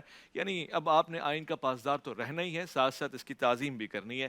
میں ضمن آج کے اس پروگرام میں خوش آمدید کرنا چاہتا ہوں علماء کرام کو, جن کے ہونے سے آج کی یہ بزم ہوتی ہے اور بڑی بار رونق ہوتی ہے. بہت سے دوست مجھے تعریف کرتے ہیں, مجھے فیڈ بیک دیتے ہیں کہ آپ کا پروگرام دیکھا جا رہا ہے. اس وقت تمام رمضان نشریات میں ایک خاصا اس نشریات کو حاصل ہے. یہ آپ کی محبت ہے اور میں کہتا ہوں یہ محبت صرف رمضان الکریم میں نہیں ہونی چاہیے, اس کے علاوہ بھی علماء کے ساتھ آپ کا رشتہ جڑا رہنا چاہیے سوال و جواب کی حیثیت میں. اور اس کے علاوہ بھی یہ تدریس کا معاملہ ہے, آج کا موضوع بھی تدریس کے ساتھ جڑا ہوا ہے اور آج کے لوگ بھی شعبہ تدریس سے بہت گہری واقفیت رکھتے ہیں. میں خوش آمدید کرنا چاہتا ہوں. آپ کے ہونے سے ایک افتخار, ایک اعجاز محسوس ہوتا ہے. مجھے بڑی آزادی محسوس ہوتی ہے. میں بڑا پرتکلف انداز کو ہٹا کے ایک بالکل دوست اور مہربان شخصیت کو اپنے سامنے پا کر جس طرح سے گفتگو کر سکتا ہوں کرتا ہوں. آپ اسلامی نظریاتی کونسل کے ممبر بھی ہیں, مختلف ٹی وی چینلز پہ جلوہ افروز ہوتے ہیں, مگر جی ٹی وی اور الف لام میم کا یہ خاصہ ہے کہ آپ ضروری اور قیمتی وقت ہمیں عنایت فرماتے ہیں. ڈاکٹر عمیر صدیقی, السلام علیکم. وعلیکم السلام. کیسے مزاج؟ الحمدللہ. خوش آمدید کہتے ہیں آپ کو. آج کے ہمارے دوسرے مہمان, اور آپ کی شخصیت بھی بارہا میں کہتا ہوں کہ تکرار ہو جاتی ہے, لیکن شعبہ تدریس کی جب بات ہو اور آپ کے مدرسے کا ذکر نہ ہو, آپ کی جامعہ کا ذکر نہ ہو, تو یہ نامکمل بات ہوتی ہے. بہت ہی گہری خدمات اور بہت بڑی خدمات آپ کے گھرانے سے ملک پاکستان کو اور بطور خاص اسلام کو حاصل رہی ہیں. میں خوش آمدید کرنا چاہتا ہوں مفتی ابو بکر محی الدین کو. السلام علیکم ورحمۃ اللہ. وعلیکم السلام ورحمۃ اللہ وبرکاتہ. میں آج کے تیسرے مہمان کو بھی خوش آمدید کہوں, اور ان سے ایک والہانہ عقیدت کرنے والے پاکستان بھر میں بلکہ دنیا بھر میں موجود ہیں. میں ابھی حالیہ جب عمرہ شریف پہ گیا مدینہ مکہ, وہاں بھی لوگ مجھ سے پوچھ رہے تھے کہ قاری صاحب کب آئیں گے آپ کے پروگرام میں. تو اب قاری صاحب صرف قاری نہیں رہے, اب ڈاکٹر قاری خلیل الرحمان جاوید صاحب ہو گئے ہیں. السلام علیکم ورحمۃ اللہ. وعلیکم السلام ورحمۃ اللہ. آج کے ہمارے تیسرے مہمان, چوتھے مہمان, اور یہ بھی ایک خاصہ ہے کہ ان کے ہونے سے بھی مجھے ایک بڑا اعتبار رہتا ہے, اعتماد رہتا ہے. گفتگو میں ایک مستقل مزاج آ جاتا ہے اور ایک مستحکم گفتگو ہو پاتی ہے. میں خوش آمدید کرنا چاہتا ہوں, اتفاق اور اتحاد کے دائی ہیں, بہت پیارا کام فرما رہے ہیں, علامہ عباس وزیری. السلام علیکم ورحمۃ اللہ. وعلیکم السلام ورحمۃ اللہ. میں علماء کرام کی اجازت سے چلوں گا بوجھو تو جانے کی جانب, اور آج 2 پارٹیسپینٹس ہمارے پاس آئے ہیں جن کا تعلق میرے خیال سے دارالعلوم سے ہے. السلام علیکم, کیسے مزاج, کہاں سے آئے ہیں, کیا نام ہے؟ عبدالحسیب, جامعہ دارالعلوم کراچی.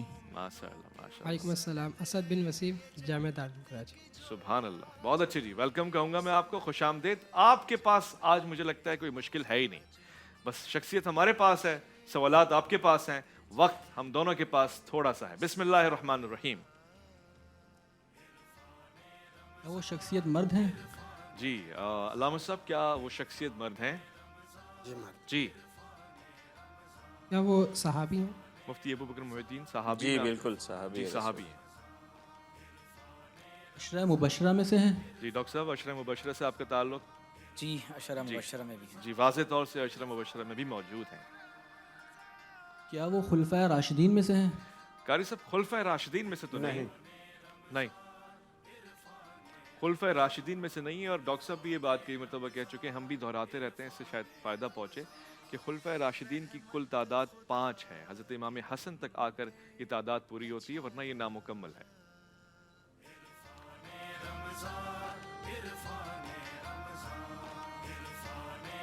ये ओहद में शरीक थे? ओहद में शरीक वाह, थे? माशाल्लाह माशाल्लाह। मुफ्ती अबू बकर मोहिद्दीन साहब जी बिल्कुल। जी बिल्कुल शरीक थे। क्या इन्होंने ओहद में अपने 2 दांत शहीद करवाए थे? अल्लाहु अकबर। ये मैं आपको हिंट दूं कि ओहद में बहुत मिसाली कारनामा आपका है, तो शहादत का ये पहलू आप छेड़ें तो उसमें बजा होगा, लेकिन इस तरह की कोई वाज़े निशानदही नहीं है, मारूफ नहीं है इस हवाले से। जी इसमें कोई शक नहीं है कि यानी जो रह जाने वाले चंद लोग हैं उनमें आप नुमाया खड़े हुए हैं। मेरा सवाल ये था कि ओहद में इन्होंने 2 दांत शहीद करवाए थे। कारी साहब आप ही रहनुमाई। मेरा ख्याल है सहाबा में से नहीं थे, वो रसूलुल्लाह सल्लल्लाहु अलैहि वसल्लम के बाद। ये मैंने इसलिए कहा कि मैदान में। इसका जवाब है ना। आपने देखा, मैंने कोशिश की कि आप इससे फ़ायदा उठा लें। नहीं, ये अपने सवाल पे मुस्तिर है, हाँ मुझसे है। आपकी रहनुमाई पे नहीं। जी बिस्मिल्लाह। मुशावरत हो रही है, 4 मिनट बाकी हैं, सवाल पूछे जा रहे हैं, स्क्रीन के ऊपर भी 4 नाम आ रहे हैं। आप सवालात भी कितने कैसे हुए? कर सकते हैं? अभी तक कितने इन्होंने सवाल? बड़ी तेजी से कोई 5 सवाल पूछ लिए। क्या वो ये उन सहाबा में से हैं जिनके बारे में नबी करीम सल्लल्लाहु अलैहि वसल्लम ने फरमाया फिदा का उम्मी व अबी? सुभान अल्लाह। नहीं जी, मेरे ख्याल है कि नहीं, डॉक्टर ऐसा साहब, नहीं है। ऐसा कुछ भी नहीं है, ऐसी और कोई ताबीर नहीं है। ये ताबीर कोई नहीं है ऐसी। क्या वो मशहूर सिपह वैसे सलार वैसे हैं? मैं जरा चाह रहा हूँ कि थोड़ी सी मजा, एक ऐसा एलिमेंट भी आ जाए कि लोग भी समझे। जब आप ऐसा कह रहे थे तो आप किसके बारे में कह रहे थे? जुबैर बिन अव्वाम, हज़रत जुबैर बिन माशाल्लाह, तो फिर आप करीब करीब हैं जी। दे दिया। दे दिए। क्या आप मशहूर सिपह सलार रहे हैं? मशहूर सिपह सलार मुफ्ती अबू बकर मोहिद्दीन साहब। वजह शोहरत से सलारी नहीं है, लेकिन गज़वात में बहुत बड़ा हर बहुत सहाबी बड़ा खालिद बिन मुजाहिद। वलीद को है जी। सिपह सालारी की शोहरत। जी अल्फाज और माने में तफावत नहीं, लेकिन मुल्ला की अज़ा और है, मुजाहिद की अज़ा और। गज़वात में बहुत बड़ा किरदार। क्या हज़रत उमर के दौर में भी सलारी की है? मुफ्ती साहब आप जरा रहनुमाई फरमा दें। ये एक करीब जो भेजा था उसके 4 जो बनाए थे उनमें से एक। जी जी हाँ। क्या वो अबू उबैदा बिन जर्राह रज़ी अल्लाह ताला अन्हु हैं? क्या? अबू उबैदा बिन जर्राह। मैं समझा आप पहुंच गए, मैंने लगा आपने एक हाला खींचा है। ऐसा नहीं है। ऐसा होता तो शायद आप बदर की बात करते तो मैं उस वक्त बात करता। ये कुछ समझ नहीं आया मुझे। दारुल उलूम वालों, क्या इस्लाम में कौन पढ़ाता कौन है आपको? वो कल की बच्चियां- शेख कौन है? बच्चियां कहाँ अभी नहीं बताना उस्ताद का नाम। साथ का नाम बताओ। ये वक्त नहीं है। हाँ। ये आपकी कमजोरी है उस्ताद की। आपके पास सिर्फ 2 सवालात का मौका है, पूछ लें। हिंट दे दें। हिंट में दे तब दिया देता जब ये नाम ना देते। उन्होंने नाम दे दिया साहबी का। वैसे मैं ये अब तो वो तो ना हुआ ना, अब तो है। रब्बानी साहब से कह रहा था कि आज तो पहले ही सवाल में ये बूझ जाएंगे, चूँकि मैं बैठते ही ना जो हमारे महबूब भाई हैं, मुझे ये अंदाज़ा नहीं था कि आप गेम खेलने आज आप आए हैं। आपकी मौजूदगी में मैं उनसे इसी मौजू पे डिस्कस करने लगा। हाँ, और फिर हमने चेंज कर दिया। गेम खेल रहे थे, पता नहीं चला इनको। कारी साहब की इस बात में खैर ही खैर है।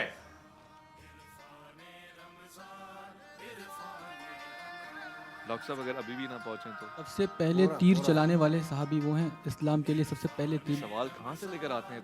नहीं, ये वो इतना बारीक सवाल। तीर चलाने वाले नहीं, तीर रोकने वाले। हाँ माशाल्लाह माशाल्लाह सुभान अल्लाह। हाँ जी, अपने जिस्म को ढाल बनाकर तीर खाने वाले रिसलत माप। अब आधा इनाम मेरा है।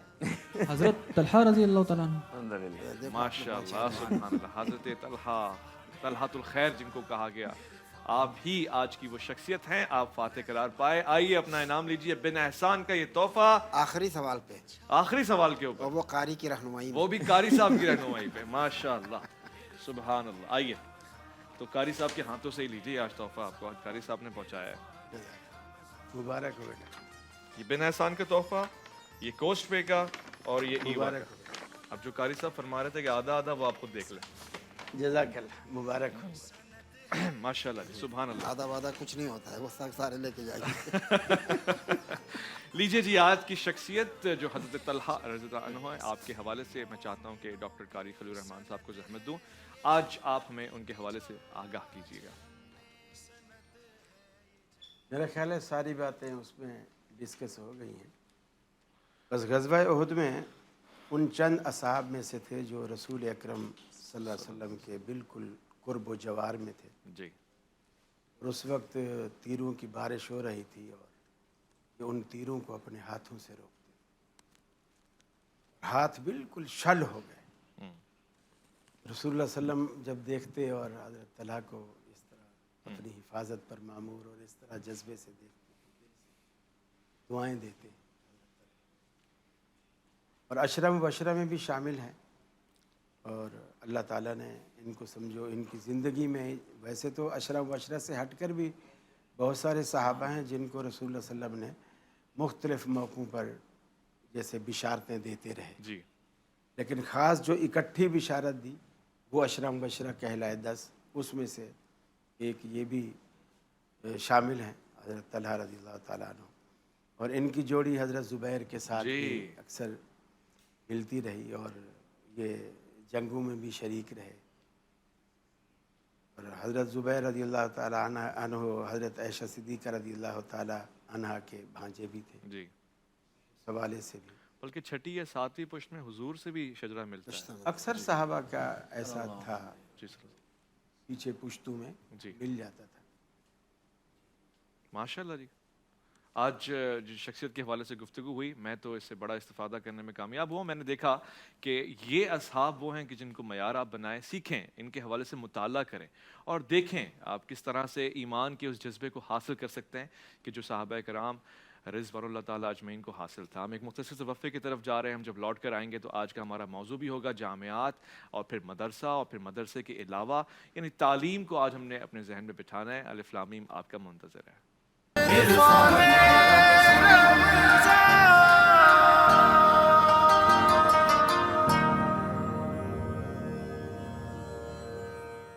ज़रमन खुश आमदीद। मगर वो इल्म के मोती किताबें अपने आबा की, जो देखें इनको यूरोप में तो दिल होता है इससे पारा। आज मदारिस का एक बड़ा ख़ासा है ये किरदार जो मदारिस निभा रहे हैं। मैं तो इस पे इत्मीनान का इजहार करता हूँ। यूँ करता हूँ कि जब मैं दुनिया भर में जाता हूँ वहाँ मुझे लोग कहते हैं कि जी आपके यहाँ हम आए थे पढ़ने के लिए। मैं कहता हूँ हमारे यहाँ तो कोई ऑक्सफोर्ड नहीं है, कोई कैम्ब्रिज नहीं है, मगर वो कहते हैं नहीं आपके यहाँ पाकिस्तान में ऐसे मदारिस हैं कि इंडोनेशिया, मलेशिया, श्रीलंका और बहुत मुख्तलिफ मुस्लिम ममालिक से लोग यहाँ पर आते हैं, पढ़ते हैं, जो मुझे खुशी देती है, मुसरत देती है। और ये बात मेरे लिए काफ़ी है कि पाकिस्तान का नाम रोशन हो रहा है। फिर यहीं के पढ़े हुए लोग मुख्तलिफ जामियात में जाके खिदमत दे रहे हैं और फिर जिस अंदाज से तबलीग का काम हो रहा है, मैं समझता हूँ बहुत ही आसान अमल है। मगर वहीं पर कुछ सवालात उठते हैं, ये तफरीक क्यों है जामियात की? ख़ास तौर से मदरसा अलग है, यूनिवर्सिटी अलग है, फिर एक मज़हब बेजारी का जज्बा जो आज हमारी यूनिवर्सिटीज़ में आ चुका है, इसके पीछे कौन कार फरमा है? अभी कुछ दिनों पहले आपने वाक़या सुना जी, एक टीचर ने एक ऐसा पेपर बना दिया, यकीनन उस टीचर ने पढ़ाया भी होगा और क्या पढ़ाया होगा और उससे पीछे कैसे लोग होंगे जो उसको मौका दे रहे होंगे, ये एक सवालिया निशान है। मज़हब बेजारी के साथ साथ इसका सोल्यूशन क्या हो सकता है? ये असबाब किस तरफ लेके जा रहे हैं और कोई सद्देबाब करने वाला है कि नहीं है? मैंने इस पर बात करनी, क्योंकि बड़ी सारी जामियात, मारूफ जामियात से पढ़े हुए लोग गुस्ताख और सजावर भी हुए हैं, यानी उनको गुस्ताखी के बदले फांसी की सज़ा, सज़ाए मौत भी हुई है। तो मैंने कभी एक्सपेक्ट भी नहीं किया कि ऐसा भी हो सकता है। लिहाजा आज हम इस पर बात करने की ख्वाहिशमंद है। मैं सबसे पहले डॉक्टर उमैर सिद्दीकी साहब से सवाल पूछना चाहता हूँ। ये एक सच्ची बात है क्योंकि आपका ताल्लुक दोनों तबकों से है, आप यूनिवर्सिटी में भी पढ़ाते हैं और फिर आपका एक मजहबी मिजाज भी है। तो मजहबी बेजारी अब जामियात का खासा बन गई है, इसमें आ चुकी है, इन्वॉल्व हो चुकी है, ऐसा है? बिस्मिल्लाहिर्रहमानिर्रहीम। बहुत अहम उन्वान का आज आपने इंतखाब किया है और बिलखुसूस मैं ये समझता हूँ कि जब आप मज़हब से दूरी या बेजारी का ज़िक्र करते हैं तो इस वक्त ये हमला सिर्फ यूनिवर्सिटीज़ पर नहीं है, बल्कि अगर आप स्कूल्स, कॉलेजेस और डॉक्टरल और पोस्ट डॉक्टरल लेवल पर अगर आप जाते हैं तो जिस अंदाज से हमारे यहाँ डी इस्लामाइजेशन ऑफ नॉलेज एक ख़ास प्रोसेस और मरहले से गुज़रने के बाद की गई है और एजुकेशन को भी सेकुलराइज़ किया गया है, तो अब नतीजा ये है कि मादा परस्ती के इस दौर में बतदरीज तालीमी निज़ाम भी जो पहले कभी किसी दौर में तालीम, तादीब, तज़किया और बिलखुसूस तरबियत पर मुश्तमिल होता था, اب وہ سیکولرائزیشن کے سبب، وہ ڈی اسلامائزیشن کی وجہ سے ایک ایسے نہج پر چل چکا ہے کہ جس کے سبب ہم دیکھتے ہیں کہ اب ہمارے طلباء اور اساتذہ ان میں مذہب بیزاری بتدریج بڑھتی چلی جا رہی ہے۔ میں یہ بات بھی ضرور کہنا چاہوں گا کہ جہاں ہمارے ہاں مذہب بیزاری بعض سیکٹرز میں نظر آ رہی ہے، اس کے مقابلے میں ہمارے یونیورسٹیز کے طلباء اور طالبات میں دینی رجحان بھی اسی قدر زیادہ تیزی سے بڑھتا چلا جا رہا ہے۔ میرا کیونکہ بہت زیادہ اتفاق رہتا ہے یونیورسٹی کے اسٹوڈنٹس کے ساتھ انٹریکشن کا، میں نے خود مدرسے سے پڑھا بھی ہے، کئی برس وہاں پر پڑھایا بھی ہے، تو مجھے یہ بات معلوم ہے کہ اس وقت جو اسٹوڈنٹس اس وقت خاص طور پر جدید جامعات کا رخ دیکھ چکے ہیں، اب ان کو سکون کی دولت چاہیے، جس تیزی کے ساتھ نشہ نعوذ باللہ ہمارے ہاں اداروں کے اندر بڑھتا چلا جا رہا ہے، لوگ دین سے دور ہو رہے ہیں، دنیا بھی ان کے ہاتھ سے جا رہی ہے، تو اب بتدریج لوگوں کو دین کی تعلیم میں سکون میسر آ رہا ہے۔ تو میں یہ سمجھتا ہوں کہ 3 چیزیں ہیں جن کی اصلاح کی طرف خاص توجہ دینے کی ضرورت ہے۔ Number 1 teaching methodology, number 2 teachers training اور سلیبس۔ اگر ان 3 چیزوں کو جامعات میں آپ تبدیل کریں اور خاص طور پر بچوں کی تعلیم کے ساتھ تربیت، تعدیب اور تزکیہ پر توجہ دی جائے، تو جو جدید دور میں کیپٹلزم کی وجہ سے یا پوری زندگی کی معاشی تعبیر کی وجہ سے جو ہمارے اندر صرف ایکسچینج ویلیو کی بنیاد پر چیزوں کو اب نفع اور نقصان میں ہم تولنے لگے ہیں، تو میں سمجھتا ہوں یہ ہے بنیادی سبب جس کی وجہ سے لوگ اب مذہب سے دور ہوتے چلے جا رہے ہیں۔ لیکن یہ صرف جامعات کا پرابلم نہیں ہے، آپ مدارس میں چلے جائیں، آپ دنیا کے کسی بھی شعبے میں چلے جائیں، آپ کو نظر آئے گا کہ اب لوگ مادہ پرستی کی دوڑ میں آگے بڑھتے بڑھتے اب ریلیجن کی جو سوشل، کلچرل اور ایتھیکل ویلیوز ہیں ان سے اپنے آپ کو بہت دور کرتے چلے گئے ہیں، اور حل صرف اس کا یہی ہوگا کہ جو اسلام کی تعلیمات ہیں ان کو مکمل طور پر اختیار کی جائے۔ افتؤمنون ببعض الکتاب وتکفرون ببعض، یہ نہیں ہو سکتا کہ قرآن کے بعض پہلوؤں کو لے لیا جائے اور حضور علیہ السلام کی سیرت کے بعض پہلوؤں کو ترک کر دیا جائے۔ ادخلوا فی السلم کافہ، اگر مکمل طور پر ہم دین میں داخل ہوں گے تو یقینی طور پر اس کے ظاہری اور روحانی دونوں پہلو ہمارے اوپر ہر اعتبار سے ایک مثبت اثر مترتب۔ خوب علامہ صاحب، ڈاکٹر صاحب نے 3 سولوشنز بھی بتا دی، ان میں سے ایک ٹیچرز ٹریننگ بھی بتا دی۔ خود استاد کی اگر تربیت نہ ہوئی ہو یا پھر نظام کے حوالے سے بھی اگر ہم کہیں کہ خامی نظام میں ہی ہے، ماحول میں ہی ہے، چاہے وہ کہیں بھی چلا جائے، بچہ یونیورسٹی میں پڑھے یا مدرسے میں پڑھے، رزلٹ ہمارے پاس معیاری نہیں آ رہا، تو آپ کے پاس کوئی دیگر وجوہات ہیں یا اس سے اتفاق کرتے ہوئے اس کا کوئی سولوشن بھی آپ کے پاس ہے؟ بسم اللہ الرحمن الرحیم، رب اشرح لی صدری ویسر لی امری واحلل عقدۃ من لسانی یفقہوا قولی۔ ڈاکٹر صاحب کی باتیں متین اور اچھی تھیں، لیکن میں کچھ اور جہات کی طرف اشارہ کروں گا، پر غور کیجیے گا۔ ہمارے جامعات اور درسگاہیں ظاہر کسی حکومت کے زیر نظر چلتی ہیں، اور حکومتوں کا قبلہ جیسے ہوگا اور اس سے مختلف نہیں ہو سکتا ہے جامعات۔ اگر حکومتیں حضرت پیغمبر اکرم صلی اللہ علیہ وآلہ وسلم اور ان کے لائے ہوئے دین کے عاشق ہوں تو اس کا اثر جامعات کے اوپر پڑ جائے گا، اور اگر ایسا نہ ہو تو اس کا اثر بھی پڑ جائے گا۔ اور بنیادی طور پہ اگر آپ دیکھیں تو کسی بھی ملک کو چلانے کے لیے چند سسٹمز ہیں، ان میں ایک سیاسی سسٹم، اکنومیکل سسٹم، دفاعی سسٹم، ایجوکیشن سسٹم۔ اس وقت مجھے بتا دیں کہ ان میں سے کتنے سسٹم آپ کے اپنے ہیں؟ صحیح، سب کے سب کیپٹلزم کے ہیں، یعنی ان ملکوں کی بات کر رہا ہوں، جو ہمارے پاکستان جیسے ملکوں کی بات کر رہا ہوں، سب کے سب کیپٹلزم کے۔ آپ کا دفاعی نظام اپنا نہیں ہے، آپ کی ٹریننگ جو ہے وہاں پر کرائی جاتی ہے، بریگیڈیئر سے اوپر کے سطح کے جو افسر ہیں وہ متعین کرتے ہیں۔ صحیح۔ اچھا، آپ کا دفاع کے جو سارے ساز و سامان ہیں وہ زیادہ تر وہاں کے ہیں۔ ٹریننگ تو ہماری پاکستان میں ہوتی ہے، نہیں، بڑے سطح پہ ان کو لے جایا جاتا ہے۔ وہ تو ایکسچینج پروگرام کے تحت اگر کوئی پروگرام کبھی ہوتا ہو تو ایک الگ بات ہے۔ اور یہ دفاعی نظام، باقی سیاسی نظام تو کلیئرلی واضح ہے کہ وہ جب تک نہ چاہیں آپ کی حکومتیں ڈھاوڈول رہتی ہیں، اور اگر کوئی حکومت ان کے خلاف جانا چاہے تو اس کے کان پکڑ کے نکال کے پھینک دیتے ہیں، معلوم ہے، کلیئر ہے۔ اچھا، اکنومیکل سسٹم اس سے بھی واضح تر ہے، ایجوکیشن سسٹم بھی ایسا ہے۔ جب یہ سارے سسٹم ان کے ہیں تو آپ کیا توقع رکھتے ہیں؟ کیسے ممکن ہے کہ اس میں یعنی یہ الحاد نظر نہ آئے؟ جب اس کے پیچھے کی قوتیں ساری ملحد ہیں تو ایسا تو ہوگا. یعنی ہمیں انہیں یعنی زمینی حقائق کو قبول کرنا چاہیے، جذبات اور احساسات اور خیالی دنیا میں نہیں رہنا چاہیے جو واقعیات ہیں. اچھا، پھر انہوں نے حد یہ ہے کہ ہمارے لیے اسلام بھی انہوں نے بنا دیا.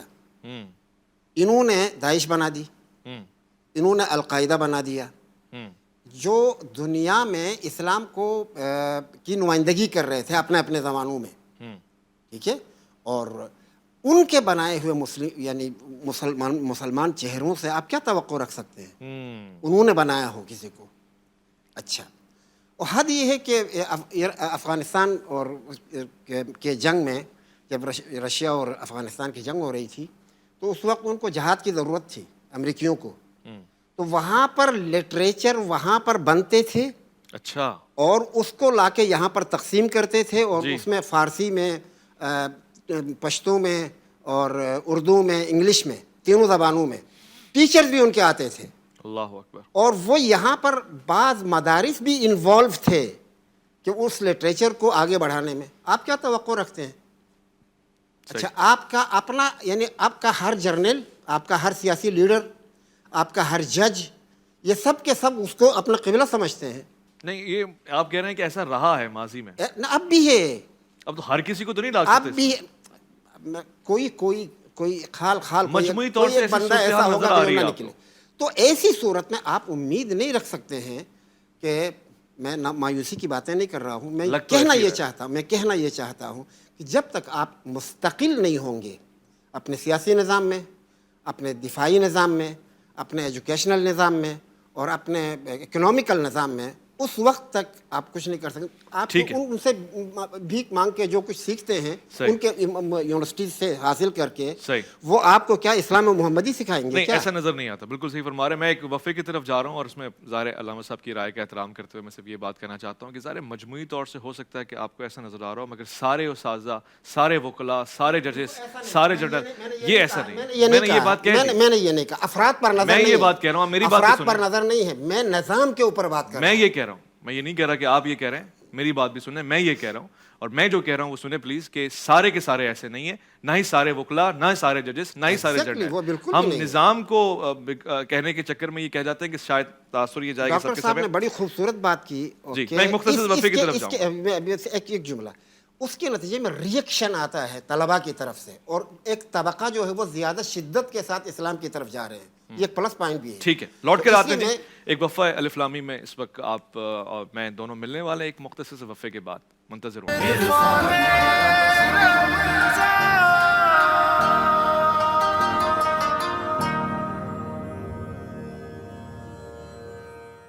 خوش آمدید کہوں گا میں آپ کو. پروگرام اس وقت جاری و ساری ہے اور گفتگو مدارس کے حوالے سے، جامعات کے حوالے سے، نظام نصاب کے حوالے سے ہو رہی ہے، اور اس میں احسن اضافہ ہوا ہے علامہ صاحب کی گفتگو سے. اس سے پہلے ہم نے سنا کہ ڈاکٹر صاحب نے جو 3 سولوشنز یا 3 کیٹیگری بتائی ہیں کہ یہاں پہ کام کرنا ہے، ان پہ کام کرنا ہے، یہ بھی بہت واضح ہے. مفتی ابوبکر محی الدین صاحب سے یہ سوال پوچھوں.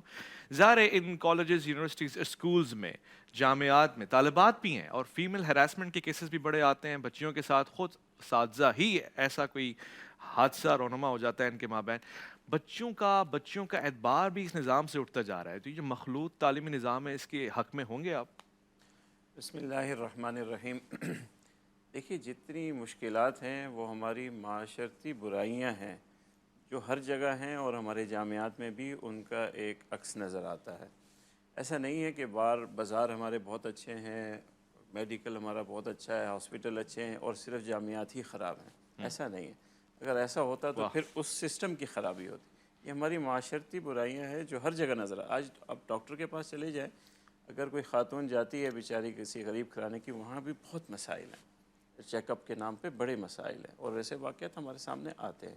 تو یہ ہماری معاشرتی برائیاں ہیں جو آپ کو ہر جگہ نظر آتی ہیں. اس سے کوئی طبقہ آپ متون نہیں کر سکتے کہ یہ انہی کی پرابلم ہے.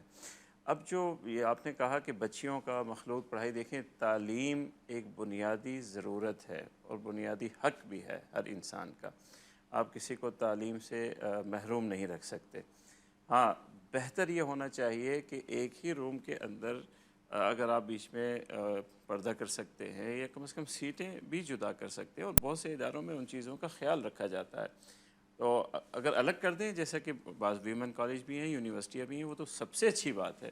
اگر نہ ہو تو پھر کسی حد تک اپنی دینی جو ضروریات ہیں ان کا لحاظ کرنا چاہیے، اور تعلیم اور دین دونوں برابر کی ذمہ داریاں ہیں. کسی ایک کو اگر آپ ہٹائیں گے اور کسی ایک کو ترجیح دیں گے تو پھر معاملہ خراب ہو جائے گا.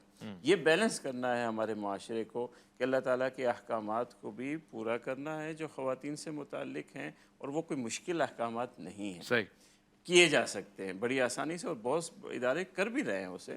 اور تعلیم بھی بنیادی زیور ہے. میں آج کی اس گفتگو کے حوالے سے ان والدین کو جو یہ سمجھتے ہیں کہ بچیوں کو تعلیم نہیں دینی چاہیے اور اسے کوئی وہ مذہبی فریضے کے طور پہ یہ سمجھ رہے ہیں، میں سمجھتا ہوں یہ ان کی غلطی ہے. ٹھیک ہے. حضرت عائشہ رضی اللہ تعالی عنہا ہمارے سامنے ہیں، محدثہ ہیں. حضرت ام سلمہ امہات المومنین ہیں، محدثہ. اس وقت تو دینی تعلیم ہوتی تھی نا. اور پھر صحابیہ کتنی ہیں جو غزوات میں جایا کرتی تھی. مرہم پٹی آخر سیکھا تو کر رہی تھی نا. بغیر سیکھے کون کر سکتا ہے مرہم پٹی؟ تو یہ ساری چیزیں ہمارے رہی ہیں روشن ادوار میں، اور خواتین کے لیے ان سب چیزوں کی ایجاد ہونی چاہیے. ٹھیک ہے. قاری صاحب آپ بھی اس پہ اپنی رائے کا اظہار فرمائیں. ظاہر بچیاں بچے ساتھ پڑھ رہے ہیں، یعنی ایک کانسیپٹ تو ہمارا الحاد کی طرف ہمیں لے کے جا رہا ہے، اور بدقسمتی سے میں دیکھ رہا ہوں کہ اس کا رجحان بڑھتا جا رہا ہے. نہیں معلوم جو فیکٹرز ڈسکس ہوئے ہیں یہی ہیں، اس کے علاوہ بھی ہیں. دوسرا یہ بھی ہے نا کہ جی اب پردہ نہیں ہے تو اب فحاشی بھی عام ہو رہی ہے، اب تو فنکشنز بھی ہر قسم کے ہو رہے ہیں، اور اگر ساتھ میں پڑھ رہے ہیں تو پڑھ نہیں رہے، باقی سب کچھ کر رہے ہیں. جزاک اللہ. پہلی بات یہ ہے کہ کہتے ہیں نا کہ میں اس کا گلہ کروں تو بھلا کس طرح کروں، دشمن ملا تو جان سے پیارا ملا. واہ. انہی اداروں میں، انہی اسکولوں میں، انہی کالجز میں، انہی یونیورسٹیوں میں ہم بھی گئے، اور میں اس جامعہ کا کیسے گلہ کروں کہ جب قاری خلیل اس میں داخل ہوتا ہے تو وہاں سے نکلنے کے بعد وہ ڈاکٹر خلیل کہلاتا ہے. واہ. تو جس جامعہ نے ایک خلیل کو ڈاکٹر خلیل بنایا ہے، اس جامعہ میں کچھ تو جوہر ہے نا. صحیح. ہم لکھنا نہیں جانتے تھے، پڑھنا نہیں جانتے تھے، قلم پکڑنا بھی نہیں جانتے تھے. صحیح. تو ہمارے اساتذہ نے ہمیں قلم پکڑنے سے لے کر بڑے بڑے تھیسز لکھنے تک کا سلیقہ سکھایا. صحیح. قصور صرف جیسے کہ مجھ سے ماقبل دونوں احباب نے کہی بات، وہ کسی ایک ادارے کو ہم متون نہیں کر سکتے. اصل میں مسلمان بچے کی تربیت شروع ہی وہیں سے ہو جاتی ہے، وہ جس گھر میں پیدا ہوتا ہے. صحیح. ہم یونیورسٹی کو برا کہہ رہے ہوتے ہیں، لیکن ہمارے گھر کا ماحول اس کے یکسر مختلف ہوتا ہے. پھر وہ گھر میں ماں تربیت دے رہی ہے، لیکن جس سوسائٹی میں ہم نے اپنا گھر لیا ہوا ہے وہ ماں بھی اس سوسائٹی میں رہتی ہے. اس سوسائٹی کا ماحول میرے گھر کے ماحول سے یکسر مختلف ہے. صحیح. تو بچہ گھر میں بند نہیں رہتا، ماں سے باہر نکل کر گلی میں بھی آتا ہے، وہاں ایک سوسائٹی کا ماحول ہے. صحیح. بچے کھیل رہے ہیں، آپس میں لڑ بھی رہے ہیں، اور وہ ماں بہن کی گالیاں بھی دے رہے ہیں. اللہ. اور سب کچھ، اور یہ ہمارے علم میں ہوتا ہے. ہم نہیں کسی کو کہہ سکتے، روک نہیں سکتے، ٹوک نہیں سکتے، الا یہ کہ بس ہم اپنے بچوں کو پکڑ کے اندر بٹھا لیں. پھر یہاں سوسائٹی سے نکلنے کے بعد پھر اسکولوں کا اور کالجز کا، پھر یونیورسٹی کا نمبر آتا ہے. جس طرح محترم نے فرمایا بالکل بجا ہے. اس میں خواتین کے لیے آج اتنی این جی اوز بھی کام کر رہی ہیں کہ تعلیم نصفہ ہونا چاہیے. جی جی. ہم بھی کہتے ہیں تعلیم نصفہ ہونی چاہیے. صحیح ہے. اور کوئی دینی ادارہ بھی اس کے خلاف نہیں کہ تعلیم نہیں ہونی چاہیے خواتین کی، بالکل ہونی چاہیے. لیکن جب اتنی ساری خواتین تعلیم حاصل کرنا چاہتی ہیں تو آپ ان کو ایک الگ یونٹ کیوں نہیں دے دیتے؟ ان کے لیے ایک الگ جامعہ کیوں نہیں بنا لیتے؟ یعنی اب بھی تو ایک یونیورسٹی ہے نا کراچی میں، پورے کراچی سے لوگ آتی ہیں. اسی طرح دو ہو جائیں، یہ مردوں کی ہو جائے، خواتین کی ہو جائے. آپ چاہتے ہیں کراچی یونیورسٹی تقسیم ہو جائے؟ نا، کراچی یونیورسٹی ایک اور یونیورسٹی ہو جائے، دو کراچی یونیورسٹیز ہو جائیں، جو ہو جائے. نام بھلے کچھ بھی ہو، خواتین یونیورسٹی ہو جائے، کچھ بھی اس کا نام ہو جائے، لیکن وہاں ساری وہ ہوں. اور دوسری بات کہ صرف क्लास रूम का माहौल नहीं चाहिए, क्लास रूम के बाहर भी बहुत कुछ है। वाह। मेरा जब पीरियड फ्री होता है मैं पार्क में जाके बैठता हूँ, वहाँ का माहौल भी मुझे मुतासर करता है। मुझे प्यास भूख लगती है, मैं कैंटीन की तरफ जाता हूँ, वहाँ का माहौल भी मुझे मुतासर करता है। यानी किसी एक जगह को सेट करने से हम सेट नहीं हो सकते। ये पूरा आवे का आवा ही खराब है और पूरे आवे की इस्लाह की ज़रूरत है। एक आप ठीक हैं, आप ठीक हैं, आप ठीक हैं, इससे ज़्यादा फ़र्क नहीं पड़ने वाला। सही। मैं ज़्यादा से ज़्यादा अपने बच्चों को डांट डपट कर लूँगा, आप अपने बच्चों को कर लेंगे, लेकिन पूरा माहौल जैसा कि इन्होंने फरमाया कि पूरा माहौल जिनके हाथों में है। किनके हाथों में? यानी साहिब इक़्तिदार जो लोग हैं, हुक्मरान तबका जो है, अच्छा, वो बाइख्तियार हैं। वो अगर ख़वातीन और मर्दों की अलग अलग यूनिवर्सिटी बनाना चाहें वो भी बन सकती।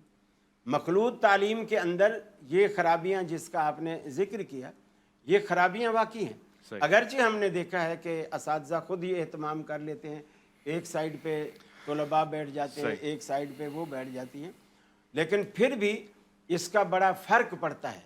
यानी एक ही रूम के अंदर बैठे हैं और दोनों बैठे हैं, उस्ताद नहीं भी होता, होता भी है, बातें भी होती हैं, लतीफ़े भी होते हैं, सब कुछ होता है, लेकिन हिफाजत तो एहतियात जिसे कहते हैं ना, वो एहतियात नहीं हो पाती मखलूत माहौल के अंदर। आप कह रहे हैं कि ये इससे एहतियात करना बेहतर है, मगर हो नहीं पाती वैसे। हो नहीं पा रही। और कारी साहब, आप जैसे लोग भी तो यूनिवर्सिटी गए ना, आपने भी तो कोई ऐसी हरकत नहीं की हो। देखिए नहीं की, देखिए हम उसी यूनिवर्सिटी से निकले हैं, वही ना, लेकिन हम पर उस यूनिवर्सिटी का वो ठप्पा नहीं है जो आम तौर पे लोगों को जो दीनी मदारस से लिंक नहीं रखते, जो उनका लोग ठप्पा लगाते हैं, अल्हम्दुलिल्लाह हम उस नहीं लगाते। उसकी वजह क्या है? ठप्पा क्या है? कि हमने दीन और दुनिया को साथ रखा। यानी अगर यूनिवर्सिटी भी गए हैं तो हमने मदरसे वाली तरबियत को नहीं छोड़ा है। खूब। वहाँ भी गए तो लोग हमें मौलवी कहते थे। सही। यानी वहाँ भी बंदा नजर आता था कि ये किसी और चैनल से आया है, हमारे चैनल का नहीं है। सही है, ठीक है, वाज़ेह। मैं गुफ्तगू में ज़ाहिर मज़ीद तशनीकी का इजहार फरमाऊँ, मैं कोशिश करूँ कि और सवालात मेरे पास जाएँ, मैं पूछूँ, मगर एक मुख्तसर से वफ़ा लूँगा। लौट कर आएंगे, अलिफ लाम में आपका इंतज़ार है।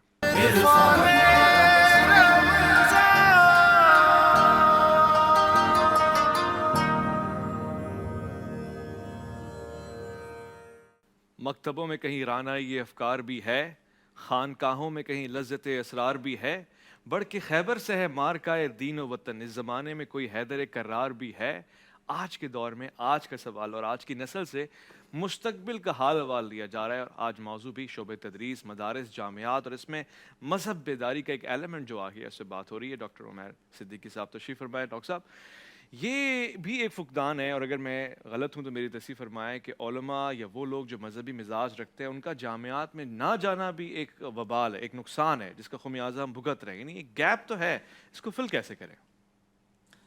देखिए, मैं सबसे पहले ये कहना चाहूँगा कि हमें डीमोरलाइज नहीं होना चाहिए। मुझे गुफ्तगू में कुछ ऐसा एहसास हुआ कि शायद हम पाकिस्तानी निज़ाम से, पाकिस्तानी जामियात से हम मुकम्मल डीमोरलाइज्ड हो गए, और बाज़ औक़ात ऐसा भी होता है कि ये डीमोरलाइजेशन का सिलसिला इस कदर बढ़ जाता है कि इस मायूसी की कैफियत में हम मुकम्मल तौर पर अपने आप को ही सारे यानी हवालों का और तमाम मामलात का ज़िम्मेदार समझने लगते हैं। नतीजतन आप में विल टू फाइट ख़त्म हो जाती है। तो मैं ये समझता हूँ कि बहैसियत एक पाकिस्तानी हमें अपने इदारों के बारे में कोई ऐसी गुफ्तगू नहीं करनी चाहिए कि जो हमारे मशरिकी मगरिबी बॉर्डर्स पर अपनी जानों को कुर्बान कर रहे हैं। और आप ज़रा गौर कीजिए कि पाकिस्तान प्रॉक्सी वॉर्स का गढ़ बना रहा है। ऐसे ही है।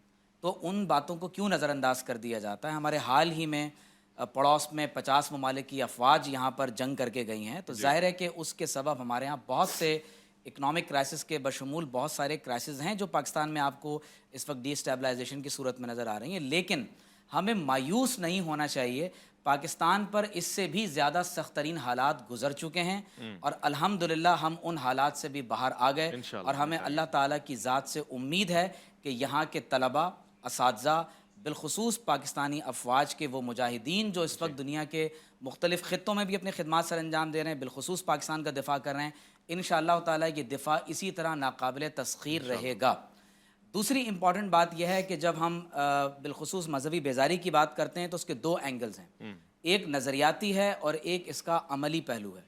نظریاتی پہلو کا جہاں میں نے بالکل ابتدا میں میں نے ایک لائن ڈرا کرنے کی کوشش کی تھی کہ شاید اس پر ہم بات کر سکیں. میں نے کہا تھا کہ سلیبس، ٹیچرس ٹریننگ اور خاص طور پر ٹیچنگ میتھڈالوجی یہ بہت میٹر کرتا ہے.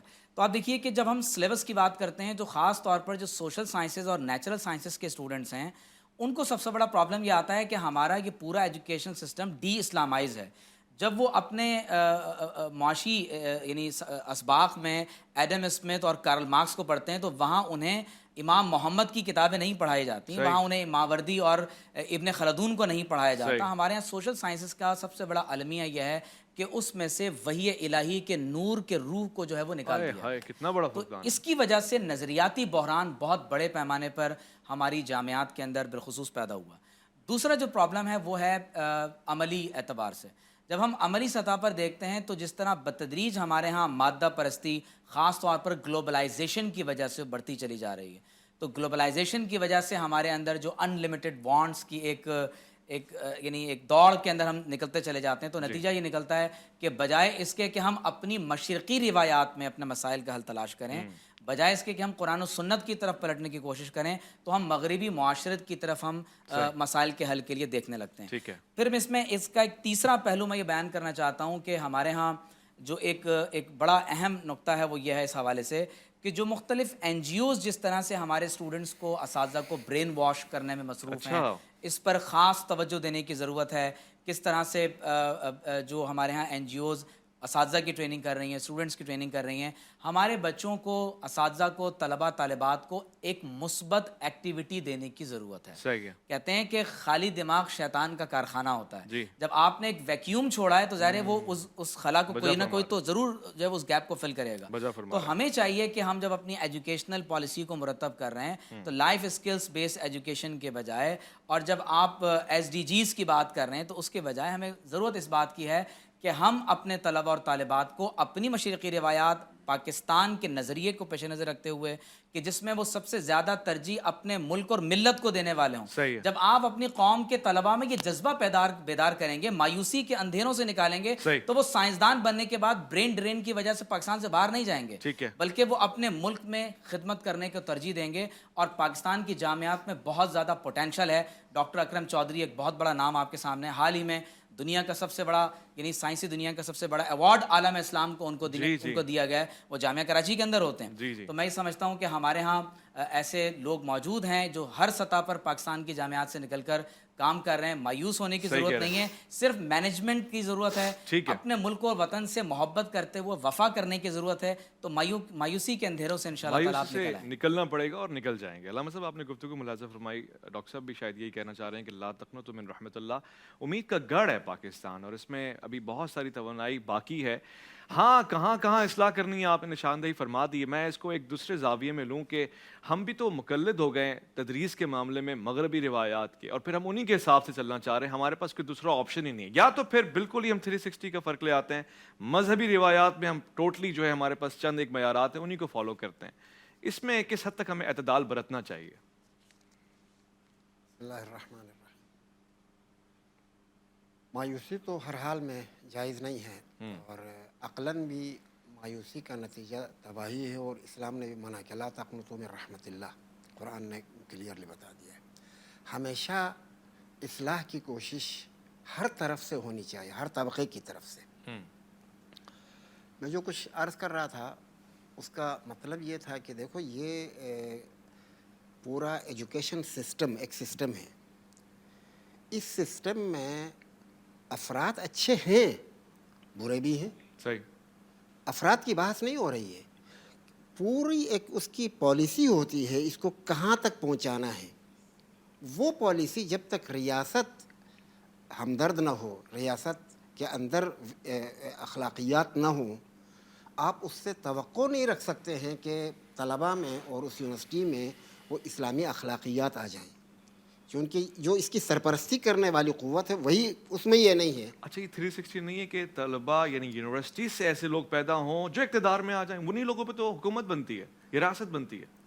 وہ پھر اسی کو دور کہتے ہیں کہ یعنی طلباء ان کو ٹھیک کریں گے، یا جو اس درسگاہ کو چلا رہے ہیں وہ طلباء کو ٹھیک کریں گے. یعنی طلبہ ایسے بنائیں جو نظام کو ٹھیک کون کریں؟ بنائے گا؟ اساتذہ اساتذہ کسی اور کے ہاتھ میں ہے. اساتذہ بھی کسی نہیں، اور کے ہاتھ اساتذہ کسی اور کے ساتھ ود ڈیو رسپیکٹ میں سمجھتا ہوں کہ یہ پاکستانی جامعات کے لیے یہ عزت اور احترام کے الفاظ نہیں ہیں. ہمارے اساتذہ کسی کے ہاتھ میں نہیں ہیں. اساتذہ جامعات کے بہت اچھے انداز سے خدمات سر انجام دے رہے ہیں، اور الحمدللہ پاکستان میں دیکھیں یونیورسٹی میں کیا ہوتا ہے. یونیورسٹی عام اسکول کالج سے منفرد کیوں ہوتی ہے؟ یونیورسٹی میں صرف تدریس نہیں ہوتی، یونیورسٹی میں تحقیق ہوتی ہے. ٹھیک ہے. پاکستان کی جتنی یونیورسٹیز سے اس وقت اسٹوڈنٹس پڑھنے کے علاوہ وہ باقاعدہ ریسرچ کر رہے ہیں، وہ دنیا کے مختلف اداروں میں جا کر ریسرچ کر رہے ہیں، پھر واپس آ کے پاکستان میں اس کا جواب علامہ صاحب سے میرا خیال ہے کہ اس کو ود ڈیو رسپیکٹ ساتھ میں اس کو رکھنا چاہیے. نہیں، اس میں یہ بات بالکل ٹھیک ہے کہ ایسا نہیں ہے کہ سارے طلباء اور اساتذہ کسی اور ایجنڈے پہ کام کر رہے ہیں. نہیں، ان میں بہت مخلص لوگ بھی ہیں، شریف لوگ بھی ہیں. میں پورے سسٹم کی بات کر رہا ہوں. سسٹم جو ہے وہ زیادہ امیدوار کنندہ نہیں ہے، اور جو کچھ ان اچھے اساتذہ کی وجہ سے جو خوبیاں ابھی ہیں وہ ان اچھے اساتذہ کی وجہ سے ہیں. اور یہ اچھا اساتذہ ہیں تو کچھ نہ کچھ خوبیاں تو ہیں نا. ایسا نہیں ہے کہ ہمارا یعنی یونیورسٹیوں کا ماحول اور مغربی دنیا کے یونیورسٹیوں کے ماحول میں تو بہت فرق ہے. یہاں پھر بھی ٹھیک ہے، یعنی جتنے اخلاقی گراوٹ اور انحطاط ادھر ہے یا جتنا ایتھیزم ادھر ہے اتنا تو یہاں نہیں ہے. یہاں کم ہے، اور اس کی وجہ یہ ہے کہ یہاں اچھے لوگ ہیں. اور اگر اچھے لوگ نہیں ہوں گے، جیسے جیسے اچھے لوگ کم ہو جائیں گے، ظاہر ہے اس کا اثر پڑ جائے گا. تو اس لیے میں یہ نہیں کہہ رہا ہوں کہ سارے کے سارے خراب ہیں، الحمد للہ، خدا اس سے ہمیں محفوظ رکھے. تو اس لیے ہر انسان کو، یعنی ہر خاص طور پر اساتذہ کرام کی ذمہ داریاں بڑھ جاتی ہیں کہ وہ اپنے آپ کو، یہ منصب کوئی آسان منصب نہیں ہے، چھوٹا منصب نہیں ہے، یہ پیغمبر کا ہے. یعلمہم الکتاب والحکمہ، اور اسی یعلم سے ہی اسم فاعل معلم ہے. یہ معلم ہے اور یہ پیغمبرانہ کام ہے. اور پیغمبر جو ہے وہ تعلیم بھی دیتے تھے، تزکیہ نفس بھی کرتے تھے. تو وہی یعنی یہی کام، یعنی دونوں کام، تعلیم اور تزکیہ نفس، بلکہ زیادہ تر آیات میں تزکیہ پہلے ہے. یزکیہم و یعلمہم الکتاب والحکمہ. تو تزکیہ ضروری ہے. تزکیہ ہو تو تعلیم فائدہ مند ہے، تزکیہ نہ ہو تو کبھی کبھی تعلیم نقصان دہ ہے. ٹھیک ہے، واضح ہے. آپ نے جب نبی پیغمبر اور فخر موجودات مقصود کائنات خاتم الانبیاء کا ذکر کیا، یہ خیر والا ذکر ہے. میرا دل چاہا کہ یہاں پہ نعت کے چند اشعار لے لیے جائیں، اور آج میرے پاس قاری سعید الرحمن نقشبندی تشریف فرمائیں. میں آپ کی طرف آؤں اور ان اشعار کے ساتھ آؤں کہ یاسین تیرے اسم گرامی کا ضمیمہ ہے، نون تیری مدح، قلم تیری ثنا ہے. سبحان اللہ تعالی. آج نقشبندی صاحب ہمیں نعت شریف کا ایک خوبصورت سا تحفہ پیش فرمائیں گے جو بارگاہ رسالت میں عقیدت کے پھول کے ساتھ نچھاور ہوتا نظر آئے گا.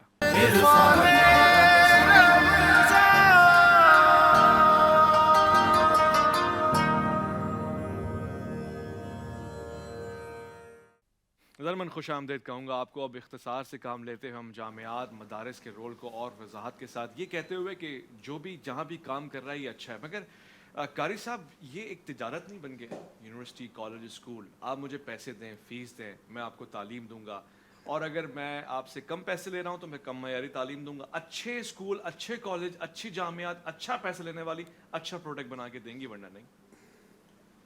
ایسا نہیں ہے. رسول اکرم صلی اللہ علیہ وسلم ایک پیسہ بھی نہیں لیتے تھے کسی سے صلی اللہ علیہ وسلم. لیکن جو تعلیم آپ نے دی ہے، آج وہ لوگ ہمارے امام ہیں، ہمارے پیشوا ہیں. آج ہم ان کو دلیل کے طور پر کوٹ کرتے ہیں. اور دنیا میں سب سے پہلی ریزیڈنشل یونیورسٹی نبی مکرم صلی اللہ علیہ وسلم نے قائم کی، اور جس میں اصحاب صفا پڑھا بھی کرتے تھے، رہا بھی کرتے تھے، وہیں کھایا کرتے تھے، وہیں پیا کرتے تھے. اور وہ تربیت آپ نے دی کہ دنیا آج تک وہ نظیر لا ہی نہیں سکی.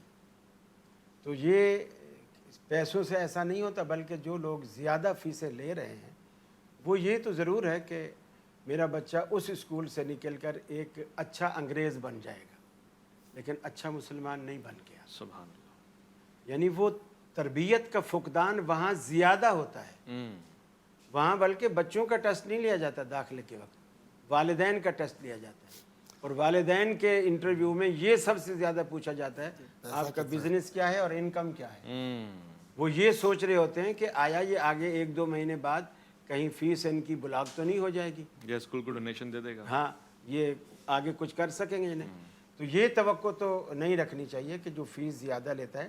ہاں البتہ معیار ایک ہونا چاہیے, اساتذہ ایسے بھرتی کیے جائیں جو نظریاتی طور پر بھی اور یعنی ظاہری طور پر بھی ان کا ظاہر باطن طلباء کے لیے معیار ہو. کیونکہ بچہ جو ہے اپنے استاذ کو, اپنے والدین کو, اپنے ماحول کو دیکھ کر اثر لیتا ہے. مجھے اچھی طرح یاد ہے کہ میں چھوٹی بچی میں نے اسکول میں داخل کرائی, وہ 3ری یا 4تھی کلاس تھی. اسکول والوں نے مجھے اس کی ڈائری میں لکھ کے بھیجا, آپ کی بچی کی شکایت ہے, آپ اسکول میں آئیں. دوسرے دن میں چلا گیا تو وہ ہیڈ مس جو تھی انہوں نے مجھے بتایا کہ جی آپ کی بچی بدتمیز ہے. آپ کی بچی بدتمیز ہے. میں نے کہا کیوں بدتمیز ہے بھائی؟ کہنے لگے مس ناخن چیک کر رہی تھی ساری بچیوں کے, تو آپ کی بچی کے پاس گئی تو اس کو کہنے لگے کہ بھئی آپ کے تو ناخن باقی بچوں سے کچھ بڑھے ہوئے ہیں. یعنی جیسے وہ ایک دن کاٹنا رہ گیا ہوگا تھوڑے بڑے میں, تو بچی نے آپ کی کہا کہ مس آپ کے ناخن تو مجھ سے بھی بڑے ہیں. یعنی بدتمیزی کیا تھی کہ اب مقصد کہنے کا یہ ہے کہ بچی اس استانی کو دیکھ رہی ہے کہ ایک چیز اگر غلط ہے اور مجھے ٹوکا جا رہا ہے وہ چیز غلط ہے تو اس میں کیوں موجود ہے؟ وہ بھی ٹوکنے والا خود اس کے پاس وہی چیز موجود ہے. تو بچے جو ہیں وہ اس ماحول سے بھی متاثر ہوتے ہیں. صحیح کہہ رہے ہیں آپ. تو کہنے والا بھی, اب رسول اللہ صلی اللہ علیہ وسلم نے جب آپ نے دعوت کا آغاز کیا تو آپ نے سب سے پہلا بم ہی یہی مارا قوم کے اوپر. آپ نے پہلی بات کی کہ مجھے بتاؤ میں نے 40 سالہ زندگی تمہارے اندر گزاری ہے, تم اس پر کیا کہتے؟ بم مارنے سے مراد قاری صاحب کا یہ تھا کہ کردار پیش کیا آپ. جی ہاں, سب سے بڑا جو آپ نے یہ سب سے بڑا یعنی آپ کا جو وہ تھا کہ آپ بتاؤ کہ 40 سالہ زندگی میری تمہارے سامنے کیا, کوئی ایک بندہ بھی نہیں تھا ان میں جو اس پہ انگلی اٹھا سکے. صحیح کہا مفتی ابو بکر محدثی صاحب. اختصار کی طرف ہم لوگ جا رہے ہیں, بہت ہی نزاکت والا معاملہ ہے. یہ بھی ایک پہلو ہے, اس پہ بھی ذرا ذکر کر دیجیے گا. بچے اساتذہ, ڈاکٹر صاحب نے اس پہ اشارہ دیا ہے, خود ٹیچرز کی ٹریننگ نہیں ہو رہی ہے. یعنی میں اگر کہوں کہ قاری صاحب, میں آپ اگر ہم 3 ماہ کا کورس کریں پھر پڑھائیں تو یہ معیوب سمجھا جاتا ہے, ایسا کیوں ہے؟ میں کافی چیزیں جمع ہو گئی ہیں, میں ان کو جلدی سے جو کہنا چاہتا ہوں. سب سے پہلی بات تو یہ ہے کہ جو ہمارے تعلیمی اداروں میں ہم 3 چیزوں کی خامی دیکھ رہے ہیں, 3 چیلنجز ہیں جو ہمیں وہاں فیس کرنے پڑ رہے ہیں. ایک تو یہ کہ ہمارے بچوں کے اندر دین سے لگاؤ وہاں پیدا نہیں ہو رہا, دوری ہو رہی ہے, تربیت نہیں ہے اور وہ بیزاری کی شکل بنتی جا رہی ہے. اسے بھی ہم نے دیکھنا ہے. اور دوسرا, ہمارے ان تعلیمی اداروں میں منشیات بہت پھیل رہی ہیں, اس کو بھی ہم نے ایڈریس کرنا چاہیے. اور تیسری چیز یہ کہ اختلاط کی وجہ سے یا وہاں پر کوئی وہ نہیں ہے, وہ دوسرے چیزیں بھی ڈیولپ کر رہی ہیں جو بچیوں کے لیے خطرناک ہیں. تو یہ تینوں چیزیں ایسی ہیں کہ جو مشکل نہیں ہے کہ ہم ان کو کنٹرول کر سکیں. میرا خیال جو علامہ صاحب کہہ رہے تھے وہ ذرا بہت ہی بڑے پیمانے پہ گئے. میرے خیال میں پالیسی اگر محکمہ تعلیم دیکھے, بنیادی طور پہ یہ اس کا کام ہے, وہ پالیسی ایسی دے کہ ان تینوں چیزوں کو ایڈریس کیا جا سکے. اور جب تک یہ ایڈریس نہ ہو اس وقت تک والدین ان چیزوں کی فکر کریں, تب بھی وہ اپنے بچوں کو کر سکتے ہیں اور وہ ان چیزوں سے بچا سکتے ہیں. تیسری چیز جو بھی آپ بات کر رہے تھے فیسز کی, تو میں سمجھتا ہوں کہ آج بھی دنیا میں ہم کہیں بھی اگر اپنے ان تعلیمی اداروں کا تقابلہ جائزہ لیتے ہیں تو فیسز یہاں کم ہیں. اچھا, دنیا میں کہیں بھی اگر آپ تعلیم پہ, بات یہ کہ ہم نے ایک ذہن بنا لیا کہ ہم نے تعلیم پہ خرچ نہیں کرنا. باپ بھی کہتا ہے مہنگی ہے, میں نے خرچ نہیں کرنا. بھائی آپ جب اس کی سالگرہ پہ لاکھوں لگا رہے ہو تو تعلیم پہ خرچ کرتے ہوئے کیا مسئلہ ہے؟ آج دیکھیں ہمارے مدارس کا جو مسئلہ ہے, ہمارا تو دینی تعلیم ہے, ہم نے تو ایک جذبے کے تحت کی ہے اور چلا رہے ہیں اس نظام کو, ہم ایک چلا رہے ہیں, مگر دیکھیے کتنے مشکل طریقے سے چلا رہے ہیں. وہاں کے اساتذہ جو قربانیاں دے رہے ہیں اس کا آپ تصور بھی نہیں کر سکتے اس دور میں, اس دینی نظام کو آگے بڑھانے کے لیے. اگر آپ اس تعلیم میں بھی یہ کہیں گے کہ پیسے نہ ہوں تو کیا یہ پروفیسر اور یہ ڈاکٹرز جہاں دنیا میں اتنی بڑی بڑی ان کو مراد موجود ہیں, یہاں ہمارے لیے کیوں بیٹھیں گے؟ اتنی قربانی ہم ان سے کیوں مانگتے ہیں؟ تو ہمیں تعلیم پر خرچ کرنا چاہیے اور کھلے دل سے کرنا چاہیے, اور خرچ کرنے کے بعد پھر ہمیں اس کا وہ چیزیں ملنی چاہیے جس کے لیے ہم خرچ کر رہے ہیں. تعلیم پہ اگر ہم خرچ نہیں کریں گے صحیح. تو پھر ہماری قوم کیسے آگے بڑھے گی؟ ٹھیک ہے، واضح ہو گیا. مفتی ابوبکر محی الدین صاحب کا بہت بہت شکریہ. آپ جتنا بھی عرصہ ہمارے ساتھ رہے، رونق رہی ہے، علم ملتا رہا ہے، معرفت میں اضافہ ہوتا رہا ہے. ڈاکٹر عمیر صدیقی کا بہت بہت شکریہ. میں امید کرتا ہوں کہ آگے آنے والے دنوں میں آپ ہمارے ساتھ رہیں گے اور آپ اپنا قیمتی وقت دے رہے ہیں. قاری خلیل الرحمان صاحب کا بہت شکریہ. علامہ عباس وزیری کا بہت بہت شکریہ. ہم ابھی یہیں ہیں، کہیں نہیں جا رہے. دسترخوان پہ آپ ہمیں پائیں گے. دعا کے لیے ہاتھ اٹھائے بھی ہوں گے ہم نے اور آپ بھی ہمارے ساتھ شامل ہو جائیں گے. ایک مختصر سا وقفہ الف لام میم میں آپ کا انتظار رہے گا.